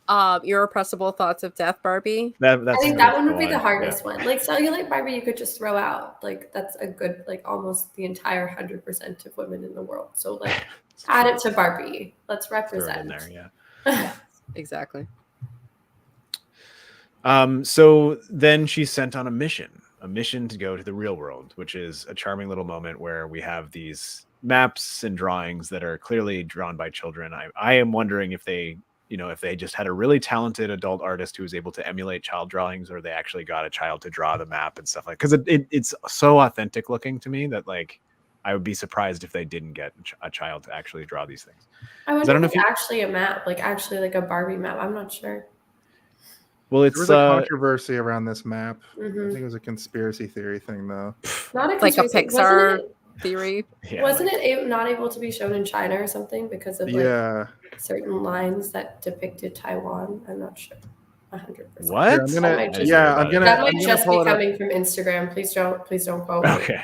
So Vietnam has banned Boomer Warner Facebook Brothers' moment. highly That's it, anticipated film Barbie from domestic distribution over a scene featuring a map that shows China's unilaterally claimed territory in South China Sea.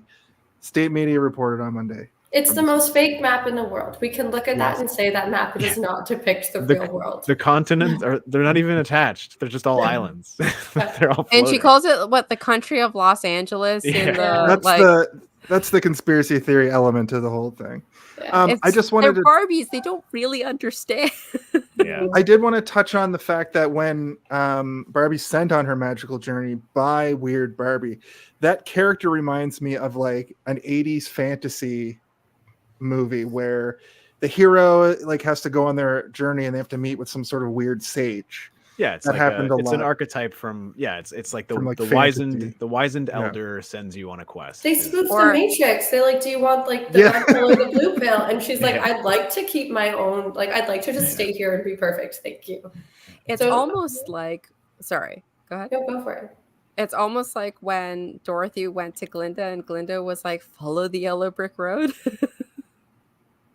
Yeah. Which is That's funny what that because scene is. Kate McKinnon does an amazing Glinda impression in the Ghostbusters 2016 movie. I don't know if you've ever. She I goes, watched it recently." Come out wherever you are. I really like that movie. So yes, I'm not allowed to talk about it anymore because everybody thinks I'm a misogynist because I don't like it. Well, you You are. know what? if you I don't think like it. there's a large population of people that just like it because they're like, it's not the Ghostbuster I know. I really enjoyed it.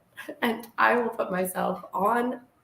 I like it for what it is. Yeah, for sure. Yeah, it's that's fun. exactly it. I like it for what it is. I'm not expecting it to be Ghostbusters because you can't. And Ghostbusters 2 already They're ruined also what old now. Ghostbusters is. And then No, there was a whole Ghostbusters 2 is show. a fantastic film. Anyway, We're on Barbie, Barbie. Birkenstock, or high heel. You guys don't want to talk about Aegon the Carpathian or whatever? The city of Ooze. The Ooze is pink.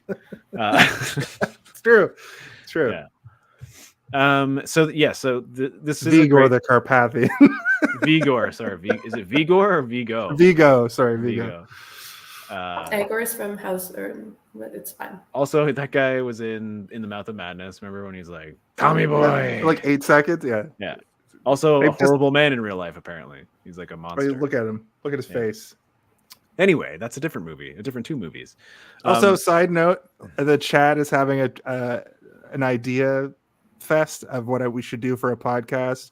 And basically, Noel should have a podcast called That's a Different Podcast, where we revisit topics that come up.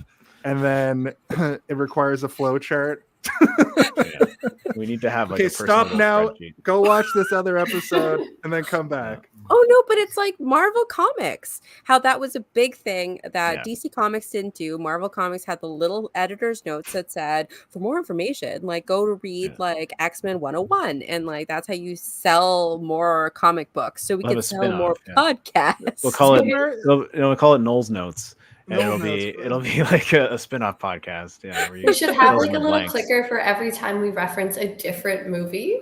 And then at the end, I think we all have to just really accept the fact that we did that. We That's confused just a my lot of job on people. this show now. I'm taking notes every time somebody comes up You have with like a different 7 thing. clickers. You've got like a bunch of little, like almost like those bell buttons. What are they called? But when you go to a hotel, I don't think they do it anymore, but the dingers. Right. A Yeah. bunch. Yes. Yeah. all Or helpful. anyone on the chat, you guys can have a drink, play a drinking game every single time we talk Go about a off. different movie. Yeah. Drink water though. or Let else us you'll know. die. Every time we say Barbie, drink water, and every time we reference a different movie, have a shot. I almost feel like Barbie has that element too, where it's like, look at all these different Barbies that we have and how they're related through history of Barbie, and then when they bring them back, it's a reference to some bygone era. Yeah. Everything was so deliberate in this movie. Every Yes. single thing that she put in this movie, it was absolutely deliberate, and it absolutely has some sort of significance or history piece. It's my voice. Oh no. So we're sent on a quest, and there's no portal. She talked The about hero's portal. journey. she talks about a portal over and over again, which is great. There's been a tear in the fabric of time and space. You tore a portal open. And then she's like, there's no actual portal. You just have to take a whole bunch of different Barbie themed vehicles to get to Los Angeles, which is fun. Again, very Wizard of Ozzy as well. Like the painted backgrounds, some of the stuff even just looks like boards passing over the screen. The pink Very charming. road. Yeah, it feels like, again, like a stage play, and it's super pleasing visually, to me at least. Yes, I agree.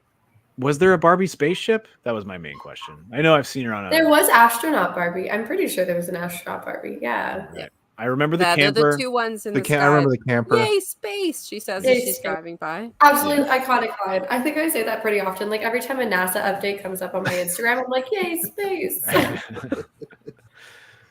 And Ken is secretly stowed away in the car, which it's so small. But he brought his rollerblades because he literally never goes anywhere without them.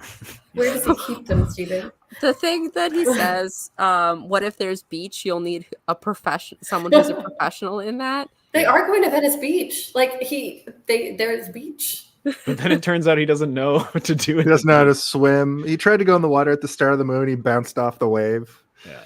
Oh, when Barbie makes that comment when they do get to Venice Beach and they're just kind of, and I think that was one of the first scenes you saw when pictures came out of the movie and it was just them in these neon outfits. That was the first picture. And Barbie starts making that comment about being like, I suddenly feel like very aware. And honestly, I've never had something feel so like hit so true and also just sit there and be like, damn. It's weird when you voice it. Like it's weird when you put words. It's very concerning, but it's also a very well written joke. Like it's very funny. They just take the word self-conscious and find a way to extend it into mine very much has an undertone of violence. That's what I was gonna say when Ken's like and when she says like very much has an undertone of violence, it just like I'm sure it hit every woman very differently because yes, existing in the world does have an undertone of violence. Yeah, you're suddenly so aware of everything that you chose to wear for a day and chose to like highlight. Yeah, it was I think the first scene for being in the world where you're just like, look how fun colors and you're on Venice Beach and everyone looks like they're having fun, and then her like slow realization of just like what she's feeling in that situation. And then they give us the construction workers where she's just like, oh good, we'll see it like a construction team, finally some strong women that we can talk to. And it's just all dudes. I'm like, Barbie Land is so different. It's so different. I do like that the construction workers are horrible, disgusting men. But then they're an exaggeration. But then at the end, they imply that they're transgendered, and the guys are like, "No, that's okay. That's fine." Like they're not complete assholes. Well, like there's a little bit of humanity in there. Is that there's always more bark than bite, right? Like they're cat collars, but but the line that got me was when Ken and Barbie keep getting arrested. Like they get arrested the first time because someone slaps her ass and she punches them, and then she's like, I think we should change clothes, and then they go and get like the cowboy outfits, and then she gets they stole them, so she gets arrested again, and the cops are like, I think like it's better when she has more clothes because like it leaves more to the imagination, like better looking with more clothes. You know what, sweetie, keep them. Like there's literally there's no way to win there. You honestly, can imagine more. Yes. That scene killed me the most because of also just like when they're getting their little mugshots and it's like Barbie and Ken. Like it literally says and Ken on his little mugshot thing. And it's a consistent point through the whole story of him just being like, I'm Barbie and Ken. Like I'm nothing without Barbie, which I think they like really wrap up in a nice way. But yeah, I did think that little placard was really cute. Really there is no just Ken. Yeah. That was another moment watching it this third time that I didn't put together because the Ken enough bit I kind of was stuck on. I was like, what? That's a weird way to like just make everything okay for Ken. But it was to her point being like, what if it's Barbie and also Ken exists as well, also as a separate person? And that sort of spawns the Ken enough stuff. You. Yeah. When I first saw the movie, I was like, that's a weird cop-out, but it was me missing sort of a point that they were trying to make about everybody sort of being their own autonomous thing. Yeah. Because she's Also, I'm saying it to stupid. herself just as much, because it is Barbie and Ken. You're not stupid. Barbie and Ken. So when she's giving the speech to Ken, like, she's referencing things that she said, like, when Gloria and Sasha are coming into Barbie Land, she's like, and you'll get to see my house and all the stuff that I've bought. Like, she's talking about her stuff. And then that speech at the end that she gives to Ken, she's saying, like, you're not your stuff. You're not your girlfriend. You're not, like, so she's seeing herself outside of her world in Barbie Land as well. And I think that's when they both split off and become autonomous, like, their own characters, their own people. Like, Yeah, she doesn't even like Ken, and she keeps him as a boyfriend because it's Barbie and Ken, right? Where from the start you see that it's not something that she's like excited about. She's just kind of like, okay, you're here. yeah, they're kind of anchored to each other, and that's strange. Yeah, because they're Barbie and Ken, stereotypical Barbie and stereotypical Ken. I think if this movie wasn't told the way it was, if it was in the hands of some other director, they would have shipped them anyway. Even if the plot was the same, they would have still had them Like a redemption together arc. at the end. Yeah. I'm glad that's what none of this was ever about. It's like the reverse of a rom-com almost. Barbie needs to end like in her space figuring her stuff out. I think that's like a key piece here. Yeah. Which is one of the important like tones of this movie. That's why I think this movie just works to show to really anybody. Anybody can watch this and feel something even if they thought they couldn't get something out of it. I think it really surprised a lot of people with I think that one guy in Tatiana's theater. Yeah, who did not pick it up and was just kind of like, oh God, and he's another not Kenough. disgusting. I was like, I hope that girl is just like this is like a first date, and she's just like, I'm sussing him out. Like, I hope this isn't a long-term partner that she just then has to go home and be like, dude, what the hell? Or maybe they both bonded over the fact that they thought the monologue was like that. Yeah, maybe she's a lot of trad wife people and don't was like the monologue. Some like people say that even feminists don't like the monologue. Like it's simple. I've heard people say that the whole movie kind of simplifies the issue, but I think we kind of need it simplified because you see how absurd it is when it's simplified. It's a lot of people and kids, and yeah, kids are a big part of this, to see how silly it is and how it shouldn't be there, but also how pervasive it is here and how we live in a space that this just is. It's just there for all the population. We're not even going to say half the population. Everyone deals with this every single day. So I am not going to sit there and say that the Barbie movie had to be this complex feminist masterpiece teaching you all the like intricacies of like intersectional feminism, but it needed to do exactly what it did. So yeah, it's feminism 101, but it's also a mass market not everyone movie takes made by feminism Mattel. 101. That's exactly it, right? And there are plenty of people who, so I actually know a lot of people who weren't interested in this movie, didn't watch it, or watched it and didn't like it. And it's particular age groups of people and particular demographics that don't seem to like this. And people get hung up on, like, one of the comments that I had was somebody saying like, well, I don't know why we have to keep talking about it. It's still here. And it's just like, I can't really like Barbie or the patriarchy, because probably both. It's probably, but yeah, I like the speech. Like, there's things about the speech that like don't work for me, but for the most part, like when she says, the part where like it clicked for me was when she says you have to like, what is it? You have to apologize for men's bad behavior, which is crazy. Like, that's the part where I was just like, yep. Or like, you have to be their mommy, but you can't remind them of their mommy. Like, these are all things that I've just like experienced where, yeah, I'm not going to go into detail about it. That's a different podcast. Everybody take a drink. Trauma. No, I agree. I think the speech is very heavy-handed, and it is simplified, like you said, but like you also said, it definitely doesn't need to be overly worked and overly complex in order to get the point across. And that's what I like about the speech. That's one of the things that I think stands out as one of the best parts of the movie, because it feels ranty and it feels like she's just getting things off of her chest. It doesn't necessarily feel like she's poking you in the chest with it. It's just stuff that's built up inside of her. Yeah, that's almost 40 years of repression. Yeah, and we don't know a ton about this character at this point. We know enough to see that she is balling things up and going through a lot and having troubles at home with her daughter and potentially her husband, even though her husband just seems to be like a really sweet, nice guy who's just not on. He's off screen being kind of a sweet dummy or whatever, right? Like Very the much opposite a of golden Ken. retriever. Yeah. Which Yeah. also may cause some repressed feelings, right? Exactly, Like, right. Yeah, like yeah. she couldn't go on the cruise because she couldn't get that she won like the raffle that she won at Sasha's school because she couldn't get enough days off, and her husband Her is husband's allergic to the sun.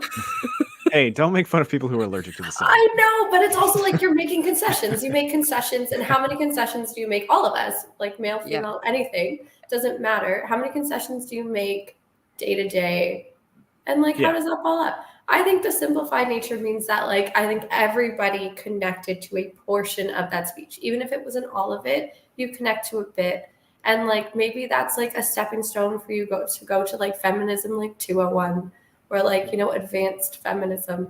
Like, I mean- it's those little steps, and it's Yeah. just, Or like at the very basic, just feel seen. Like there's a reason that this movie like did as well as it did, because people felt seen by this movie. Like it's a movie by women, for women, about women, a Right. new idea, like concepts that just aren't like, I think Tatiana, the way that you said it was hearing it out loud. Like some of that stuff, like you know it and you've heard it, but like hearing it out loud in a movie, that it's just different. It's just a different feeling. Mhm. I think also, like, as you know, that guy who sighed in your theater at this speech, like that kind of hostility, in my opinion, is just somebody who's seeing and hearing these things either for the first time or it's causing some sort of serious introspection within himself, where he is recognizing his own bad behavior within the speech and having a negative reaction to it. Right? I can say, like, listening to that speech, there are moments in there where I'm like, oof, yeah, oh, geez, yeah. Which is a good thing because it allows you to examine something that is being presented in a way that is not hostile, but seeming to be coming from somebody who's exhausted, which is pretty powerful. and I think that's what they were trying to do, is not do like a whole like wagging finger, like you're the bad one here. Like Right. that's not what Greta Gerwig was trying to get across here. I think she was just trying to make it inclusive to as many people as possible, to be like, hey, this is just it. This is like, if people want to do that whole like, you know, I'm not a sexist, I have a mother, daughter, sister, like that's also The for you speech to that- listen to. Like speech you that have a Will mother, Ferrell daughter, sister. Yes. Yeah. Where he's like when Barbie is in the Mattel headquarters and she's like, can I at least speak to the woman in charge? And it's like, that would be How me. And dare then your you. COO, your CFO, and it's all, and it's like, bong, bing. does any woman work here? I resent that. He's like, I'm the son of a mother. I'm Yeah. I'm the Going on mother the of a attack, son. right? I'm the nephew of a woman aunt. They exaggerated that in such a perfect way for you to just again see that absurdity of like every speech that's been given by someone being like, I can't be a sexist, I respect my mom, and you're like, okay, if your mom decided to run for your position, would you vote for her? No. Yeah. Yeah, and then there's the whole like, well, there was one woman, like whenever like I have a hockey podcast, and often when we're talking about women in the big four sports, people will always bring up the one woman who played as a goaltender for like This a one minute. time. This one time, and it's just like we had one female CEO in the 80s and then another one at some other time. Some point out. Some of my best friends are Jewish. Yeah, like it's just, what does that tell us? That tells us nothing. No, he got his speeches mixed up in his head. He accidentally went reflexively into the racism speech. Into So the funny. racism. Yeah. He does such a good job. Like I really did love Will Ferrell. I think they cast everyone in this movie so perfectly. I'm so happy with everyone that was in it and like the little bits that they did.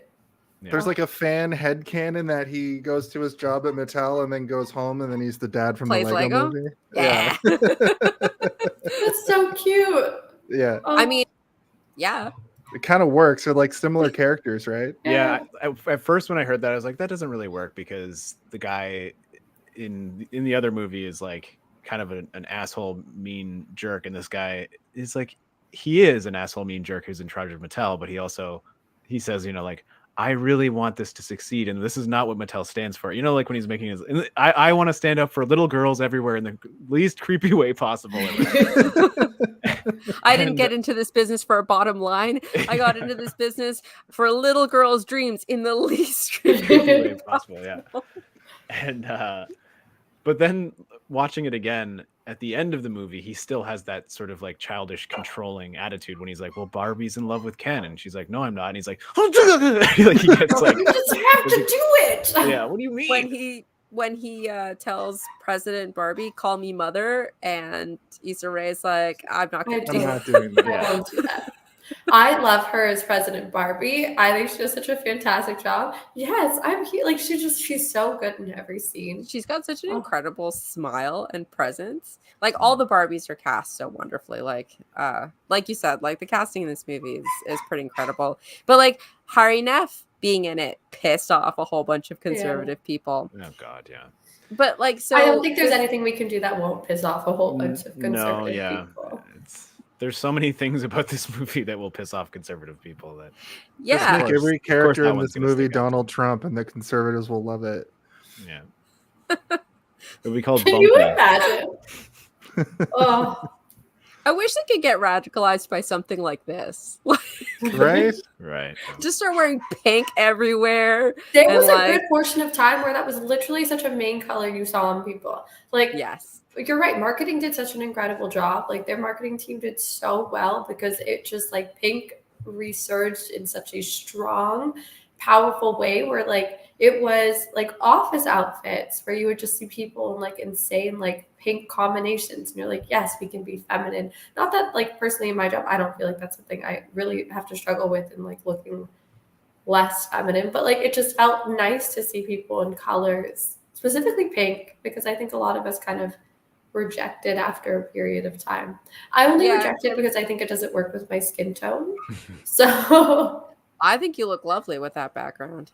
I honestly think it's the glitter. I do know I look great in glitter, so Yes, they do have the line of shoes. yeah. Like Miniso had like a whole bunch of Barbie branded stuff. Like there's Barbie pill cases and Barbie. Like I have a whole bunch of Barbie stuff. I reclaimed pink at one point in my life, and I because I didn't like it for so long because it was too girly, and I'm not like the other girls. But then pink is a nice color. Own it. Own the color. It's not gendered. Zara I don't did own a like a lot whole of- Barbie line. I don't own a lot of colorful clothes, but the colorful clothes that I do incorporate pink in some way. I like pink. You're wearing the shit out of that shirt, I gotta say. It looks really good on you. This one? Yeah. I will say I do I like love how you just went like, yeah. Yeah. I love businessmen that incorporate pink into like a suit outfit. Like I do. I love like a pink sock or like a pink detail sock or like a pink detail tie or collared shirt. I'm into it. I'm Pink here tie for it. and pink pocket square. I see it Yeah. all the time at the offices. I work on Bay Street. Ooh, Ew. we were close to each other. Look at that. We The can talk sisterhood. offline. That's for another podcast. Oh, but speaking of talking to other women, one of the cool things that was happening in these theaters, though, like everyone was wearing pink, but everyone was saying "Hi, Barbie" to each other. Mhm. Like all of these women just being like, "Hi, Barbie," and like that sense of community isn't really a thing that you get. Like, when was the last time that you like went to a movie or went to a thing in Toronto with a whole bunch of strangers and had this like actual like communal feeling with them of Rob like Zombie a 31. camaraderie? Okay, Very different vibe. like maybe at a But can you- convention but like at a general movie, right? Like, I think Harry I- Potter. Like I I don't don't think think- Harry Potter movies when I Yeah. was younger. That was the only time you got that vibe. I think That Fast and yes, Furious experience I mentioned earlier, if it's very Star much Wars Revenge of the Sith was the last time that I had like the whole movie theater was on the same side team. But we also went to a midnight. We stayed in line for hours. Yeah. And you got to know all these strangers in line like for hours and hours beforehand, and it was one of the most And fun for this one, it was experiences just I've ever like- had. you were in the bathroom and somebody would just be like, "Hi, Barbie." Yeah, this one was awesome. People were just very kind to each other. Like everyone was very friendly. You get into random conversations. Like it just seemed like a very fun space to be in. Like it just everyone People felt lining nice. up. People cheered. People like cried. You also could cry in the theater and not feel like that was weird. Oh man, I still have trouble with that sometimes. I'll Crying cry in the theater. I don't care. Oh, I I think cried. that's I need to acceptable. start letting it go. It's because I go to see movies with my friends who I'm like, I can't cry in front of this guy. I don't think he's ever cried in his If life. you can't cry in front of your friends, who can you cry in front of? Well, Ken is a liberated man and knows that crying isn't weak. That's true. Yeah. He cries against Barbie's breast at one point. He's just like, "Oh, woe is me." Whether it's a real cry or not, we don't know. I think Ken wanted a mom more than a girlfriend. Is the vibe that I got. I think Ken was given the instructions that he loved Barbie, and Barbie gave him Yeah. meaning, and then that's what he went with, and that's tough. Yeah, he didn't know what he wanted outside of her. Well, He his had no job was identity. beach, and we could agree His that's job not was a real beach. job. No autonomy. Like a DJ. No, I'm kidding. That's a joke. That's funny. That's my own personal feelings about some people I know. I mean, the one who was the doctor was the DJ in this, so Dr. Right. DJ. Yeah, Dr. DJ. Dr. DJ. I feel like that works though. You're a doctor. Yeah, a doctor of beats. A beat doctor, yeah. All right. So we have gotten into the real world. Barbie's on a mission to find her other half, the person who's been playing with her in real life, or at least connecting emotionally with her in real life. She believes she does sort of like this like meditation sequence where she tries to connect mentally with the person's emotions, and she gets a bunch of flashes of this little girl, and she believes that she knows who she's looking for now and where to go. But she's crossed some wires because she's actually seeing the vision of the child's mom. So she does find her at school, and this is happening. We already talked about the Ken montage of him, seeing the immaculate beauty of the patriarchy in action. But she's at the school, and she finds, I forget the character's name. Sasha, the daughter of the mom who works for Mattel. Gloria. Sorry, this is not because it's a Barbie movie. It's because I just don't remember any names in any movie. But Barbie's easy to remember. I only know their actress names, so like I'm good for you. I've just seen this movie a lot. Right, before we push to when she sees Sasha, though, like when she's doing that meditation, she looks around and she just sees people. She sees life. She sees people happy, sad, like in a fight. Like I think that was such a beautiful scene of just her getting to view like a non-perfect world. Like it isn't Barbie land. It isn't. This is like, one of the moments that makes me like tear up is when she turns to that elderly woman and says, "You're beautiful," and she's like, and "I she know means it. Like you No feel shit, it like, bitch. deep down. Like you're a person that's lived a whole life, and like you have. I don't know. It was very. I think that was a very touching. It's also teeny scene. Yeah, the exchange of the smiles is like super beautiful as well. Yeah. That lady's also a really famous costume designer. Yeah. Oh, nice. Something I got out of this sequence too is I didn't notice that the Billie Eilish "What Was I Made For" is actually it's a like there's stings. It's a recurring of it theme through it. Yeah. And it's I didn't notice motif. that. Thank you. That's what I was looking for. That's exactly the exact term. Both of the things that you guys said were what I was looking for, and Donald Trump is now. But the only reason that I noticed it is because when this movie came out, that song hadn't really permeated the zeitgeist yet.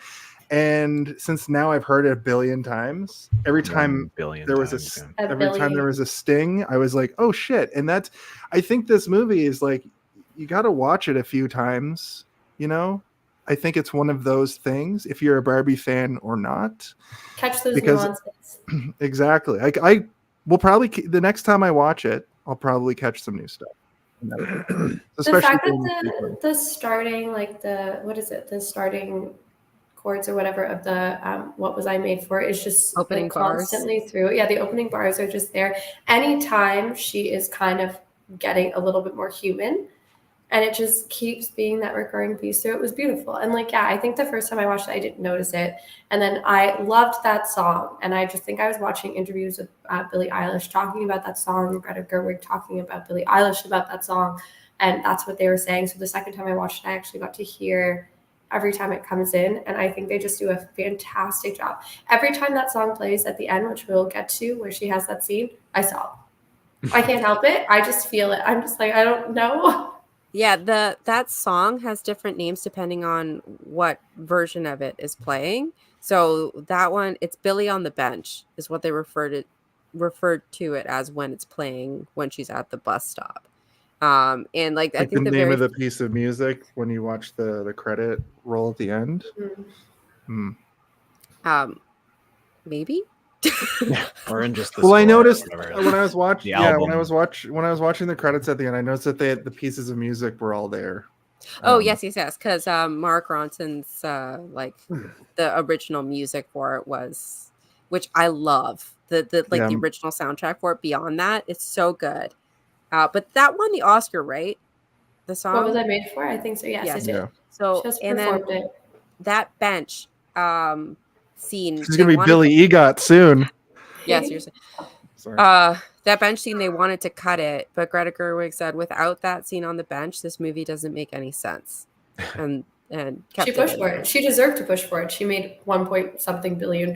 So yeah, she gets her scene. Yeah, definitely a wise choice, because I would argue that is probably one of the most powerful moments in the movie. And it introduces you to the idea that Barbie is seeing what it means to be human from a different perspective, which is and very really early touching on in her story. Yeah. Which is that it's imperfect, right? Like it's imperfect. Mm-hmm. Yeah, you get to see, people laughing, people having a good time in the park, a man contemplating suicide, I think, and then and then just like an arguing couple, and then she even starts to real hear trees, and the sounds of insects and birds and the wind and all this stuff, and it's really, again, the sound design of this movie just kept blowing me away. Like from the moment they touched the monolith that is Barbie at the beginning, and there's like this sound. I was wearing headphones when I was watching it, and I was just like, this is brilliant. This is amazing. Even the goofy little stuff, like there's that scene where he's playing the keyboard, he's playing that beat on the keyboard when Barbie first comes back, and he throws the keyboard and it goes like it makes that cartoon sound. Like just little details like that in the sound design. All the sound design in Barbie Land is just impeccably great, because it's like it's a live living cartoon. Yes. One of my favorite things in the movie is Kingsley Benadir's dance when he's playing the Casio, and he's just kind of like standing there like doing this like stupid little bop. There in the IMAX showing of it, they had an extended dance scene for that, and like it just got even like crazier. So they just like took a clip of it, but it's so good. I mean, all the Kens are so funny. It looks like they all had so much fun making this, and I feel like that really shows. Like it just feels like everyone had a fun time being in it. It's like the opposite of being in a Stanley Kubrick film. Right. Do you want your character like beat down to nothing and then brought back up my way? Yeah. Should have had a Shelley Duvall cameo. I'm trauma Barbie? Like, I don't know. Yeah. Oh no. But yes, we go to the school. Stanley Kubrick induced trauma Barbie. Yeah, so she meets up with Sasha, and Sasha pulls a mean girl and she's fucking so tears mean. into her. This was all of Noel's internal thoughts. This is when I see this, I'm like, this is Noel right here. Sasha? Yeah. She calls her a fascist. She calls her a fascist, and then when she's crying on the bench about it, she's like, I don't control the railways. The railways, yeah. Or the flow of commerce. It destroyed me. And her makeup is so tragically smeared down her cheeks, and it's just so I'm funny. not a fascist. Yeah. My favorite part of that speech there is when at the end of it, she's like, well, will you excuse me? Yeah, and she's like she's face. still so polite and like so like trying to be poised as she's like about she can't cry there, like rebutting there. She's like, I have to go find a private place. And then she kind of like prances off like daintily, but as soon as she feels like she's far enough away, she just sprints. Like she breaks into a full sprint. Yes. Oh yeah. This is when Ken is at the library getting books about horses and patriarchy and war. Yeah. That's all you need to know. This is like I don't know if this is done on purpose, but Sasha is the name of one of the brats, and the four girls at the table are the same like ethnicities, we'll say, as the main four Bratz dolls. That's got to be deliberate for sure. And they're acting bratty. I wouldn't be surprised if those characters were all the names of the other Brat dolls, and they just are uncredited because they don't want to get into a sticky situation. We're gonna make the Brats although what she's saying, like, we didn't play with Barbies, it was a last resort, and then one of the girls says, I like Barbie. I do wonder, like, Yeah. I played with Barbies, but like I don't have that many female friends. Mhm. And I don't really ask people if they play with Barbies, but like I'm an eternal child and I literally have a wall of dolls over there. Right. So like I don't understand a world where you wouldn't play with Barbie or cars or Batmans or like, but I'm just like a toyetic person. Yeah. I grew Yeah. up with a brother, so we had a medley of toys, and we both played with them interchangeably. Like, it didn't matter. Yeah, We loved that's our how my toys. house was too. I have a Yeah. sister, and I played with Barbies, and I played with Batman and Ninja Turtles, and they sometimes all played together. Sometimes Dick Tracy would show up and be like, "Man, Also, it's see, so fun you're to going have downtown, Batman Barbie." It's so fun to have Batman in a Barbie dream house. Like, he fits right in there. You I can have a take him Batman somewhere places. around here. A Wait, couple. hold on a sec. One of the original Bratz Barbies' names was Sasha. Yeah. Yeah, We just talked about that. that's Yeah. what I said. With Sasha Chloe? Oh No. my god. Sorry, there's a Perhaps- Bratz movie. I'm going to just say Chloe it. It's not Jade. good. Chloe, Jade, Yasmin, and Sasha. Oh, Jade, that's it. I Yeah. don't think the other characters' names are mentioned. We would have to check the credits, I think. You know, To see Gloria's name is never mentioned in the movie. You see I it was in Scrabble wondering on the about back that. when she's playing with Weird Barbie as a child, Uh-huh. but you don't hear her name Through the whole thing? through the whole thing. Oh, wow. And in the original subtitling on the original download, they never said Gloria and then the words. It said Sasha's mom. Right. And only on Mm. recent ones have I seen that it says Gloria.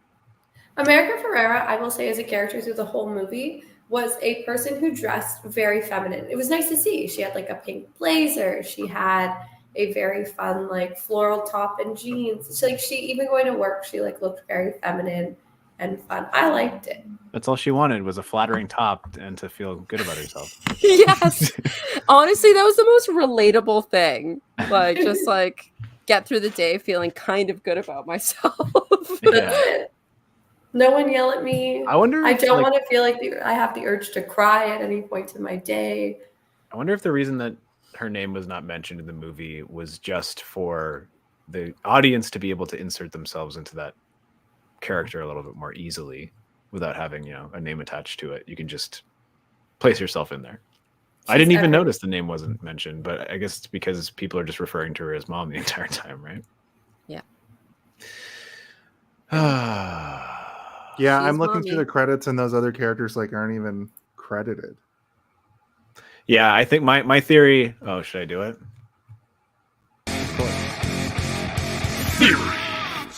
Confirming that Sasha was a Bratz doll. My theory is that they probably did originally have all four of those other characters, or all three of those other characters, named after the Bratz dolls, and then they realized that it was probably going to cause some sort of kerfuffle, so they decided not to. Sasha looks over and goes, "But Chloe, you can't talk like that." Are Bratz dolls made by like Hasbro or something? Like, Okay. oh god, here we go. Black. Click, click, click, click, click, click, click, click. Yeah. That's another Drink, drink, cut. drink, Bratz dolls are made by a company called MGA. So the lead designer of Bratz dolls actually designed Bratz while he was working as a product designer at Mattel. He never submitted it. But when you sign a contract with any of these companies, anything that you come up with while you're employed by this company belongs to Mattel.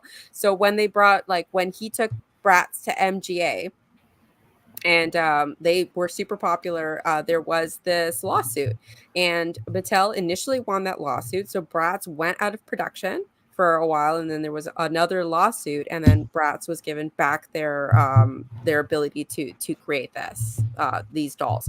So Bratz are back, but like Mattel effectively killed Bratz, but it's because they wanted to kill Bratz because they were doing really well, because Barbie was boring and Bratz was cool and fashionable and also kind of like rebelling diverse against your parents a bit too, because you're gonna wear the fun outfit to school. Yeah. They and had they're nose ethnically rings and bell diverse, bottoms. Yeah. which is like a really important thing that Barbie didn't have at that time, right? And the body proportions were more cartoony. MGA still makes dolls, so they still make Bratz, but they do make another line of dolls, and I have a whole bunch of them over there. But Well, you know who approves of that? Another doll, Chucky.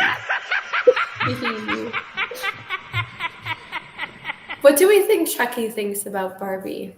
He'd eat I think them. I'm sure he's I meant don't Barbie. think I can say what he wants Yeah. to, what he thinks about Barbie. Yeah. Yikes.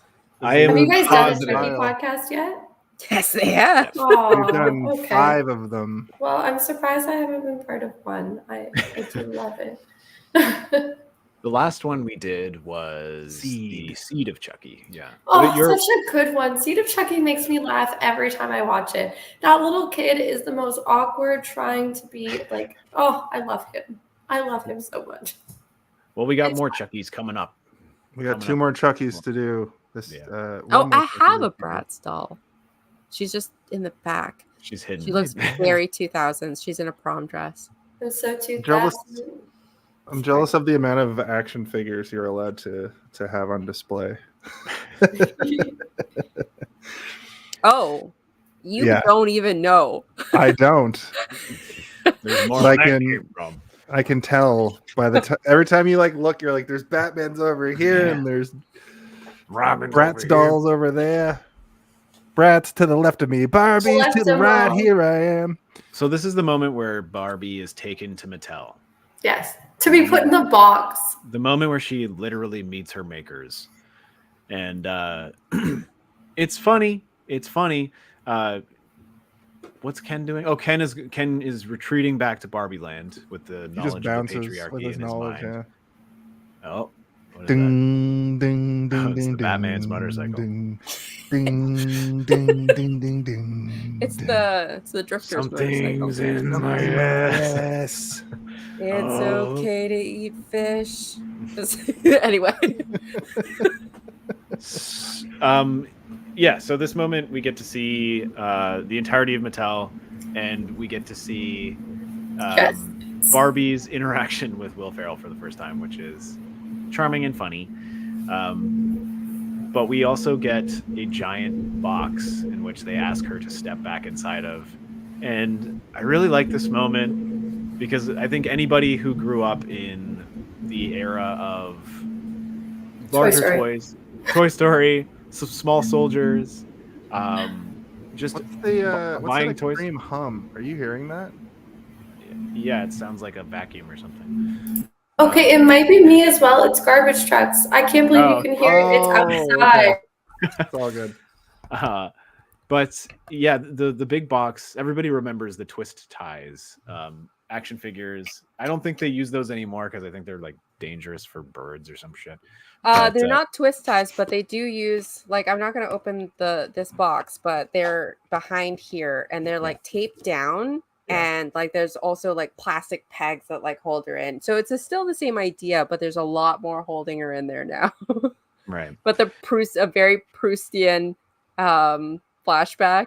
And then Will Ferrell says, "Remember Proust, Barbie? That did not sell." Yeah. Also a scary scene, like when they're twisting it, like it really kind of freaked me out. I was like, don't go in there, Barbie.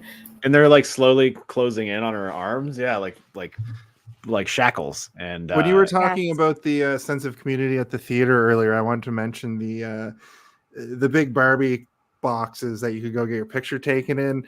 They didn't have the twist ties. they didn't have the shackles. They didn't have the shackles. Oh my god! And I was like, can't get my picture taken in that. It's not accurate enough. It's not screen accurate. But I do like that, they're closing in on her wrists, and it's another feeling of tension and fear that is real. She's almost willing to be trapped inside of a box rather than have to deal with her human emotions that she's experiencing. What do we think would happen tragic. if she went into the box? She would just live in the box forever, I guess. She would be back in her No, original home. if she went back into the box, she would have gone back to Barbie Land, but she wouldn't have had Sasha and Gloria with her. So patriarchy would have taken over. And she wouldn't have met up with the creator of Barbie in her little ghost room. Ruth, With yeah. Ruth Roman. There's a funny line. They say it's canon. He's like, yeah, we have the ghost in there. I was gonna say there's a funny line at the end, yeah, where Will Ferrell's like, her ghost occupies an office on the 17th floor or something crazy. Like, you're like, okay. So ghosts exist in this universe as well. Have we gotten to Ruth sitting at yeah. the kitchen table? It's right after Where we're this. She says like, can I go to the bathroom if I'm gonna be like locked in here forever? I want to make sure My hair is good, perfect. I'm And, surprised they let her go to the when he's like, I guess you really They have to. were bumbling idiots. I think we can agree. They would have been like, absolutely. Not You'll that she come doesn't back. eat or drink or have to use the washroom or have any kind of human anatomy. But again, she was just going there to fix her hair. Do her hair, yeah. Yeah. So she escapes, and we get that fun choreographed sort of dance sequence of her running through the bullpen. Will Ferrell, literally running up to her and then screaming and running in the other direction. It's like the Scooby-Doo, like through the doors. It is, yeah. Like Very much so. It literally is the song that's like Scooby Dooby Doo. Like that's what it feels like is happening when they're running through all the crazy. Oh yeah, it's the Barbie, you're so fun, you're so fun. Yeah, go Barbie. And then she meets Ruth for the first time, and everything kind of calms down for a moment. It's sort of an extension of the scene on the park bench, and we learn a little bit more about Barbie, but we don't learn who this woman is until the very end. But As soon as she said she was Ruth, I was like, it's Ruth Handler. Like as soon as she was at the table, and she has little patterns with gingham cloth. So she's got little Barbie clothing patterns. Oh, interesting. Well, she's got a book of like drawings and stuff too that look like they're clothing designs for almost like the paper dolls and stuff. Yeah. And like the little actual patterns for the dresses. Mm-hmm. So your reaction to her saying her name at the end was like when the portal opens in Endgame. You're like, ah! You're on your left or whatever. Yes. Yes, exactly. Okay. Nightwing's just gonna do the podcast with us. That's great. Nightwing's great. I want to just give you guys a heads up though. It is 10:30. Oh shit. So we gotta sprint to the end. I mean, yeah, she talks with Ruth, and then she meets up with Gloria and Sasha, and they decide that they're going to take her to Barbie Land, and they go to Barbie Land. One of my favorite moments from around this part is like Will Ferrell's like, they cannot go back there with them. Who knows what's going to happen? All kinds of crazy stuff. Your mind won't even be able to comprehend. You won't even be able to come up with it. And one guy's like, what, like a podcast of two wise young trees? And I thought that was or a choir funny. Of young dads, like 10,000 single dads, like singing these. Just coming up with the dumbest shit off the top of their domes. But then what comes up is the Mojo Dojo Casa House, which is the dumbest shit. And they're selling like hotcakes. Will Ferrell's not happy about it. He didn't sign up for the bottom line. I just love when they say it, and like I think Gloria and Sasha are like, you don't need to say casa and house. Yeah. And just don't. Horses are just man extenders. It's another funny little. And then they come back to find that the Mojo Dojo Casa House has been erected, and everything that you can kind of attach to toxic masculinity is littering the landscape, and it's uncomfortable, and it makes me feel icky and gross. Physics Barbie in a maid outfit. It made me very sad for her. Yeah, who wants some snacks? So the thing that made me pop is the pull-up bar that's there. Because when you invite a man into your house, the first thing he's going to do is find a doorway and pull a freaking pull-up bar there. Listen, I almost did it, and I didn't do it. I've got a pull-up bar on every doorway in my home. There is a pull-up bar in your home, in my home, in the there doorway. is one in my home, but my partner occasionally uses, like, we have stairs downstairs because we're above a store. He will pull up on like the ledge there, and I'm like, what's happening? What are we doing? I don't actually have any pull-up bars. But that made me laugh so much because yes, like go into like it's like the camping chair in the house, like and the pull-up bar. Yeah. And like the throw pillows, and just like the way that the closet is just like shit's just thrown in it, whereas like Barbie's was like perfectly laid out. Like the one exception, I lived in a house with many men, but they were all either gay or queer adjacent, so there was no pull-up bars. There was an exercise bike though. I have an exercise bike too, but that one's mine.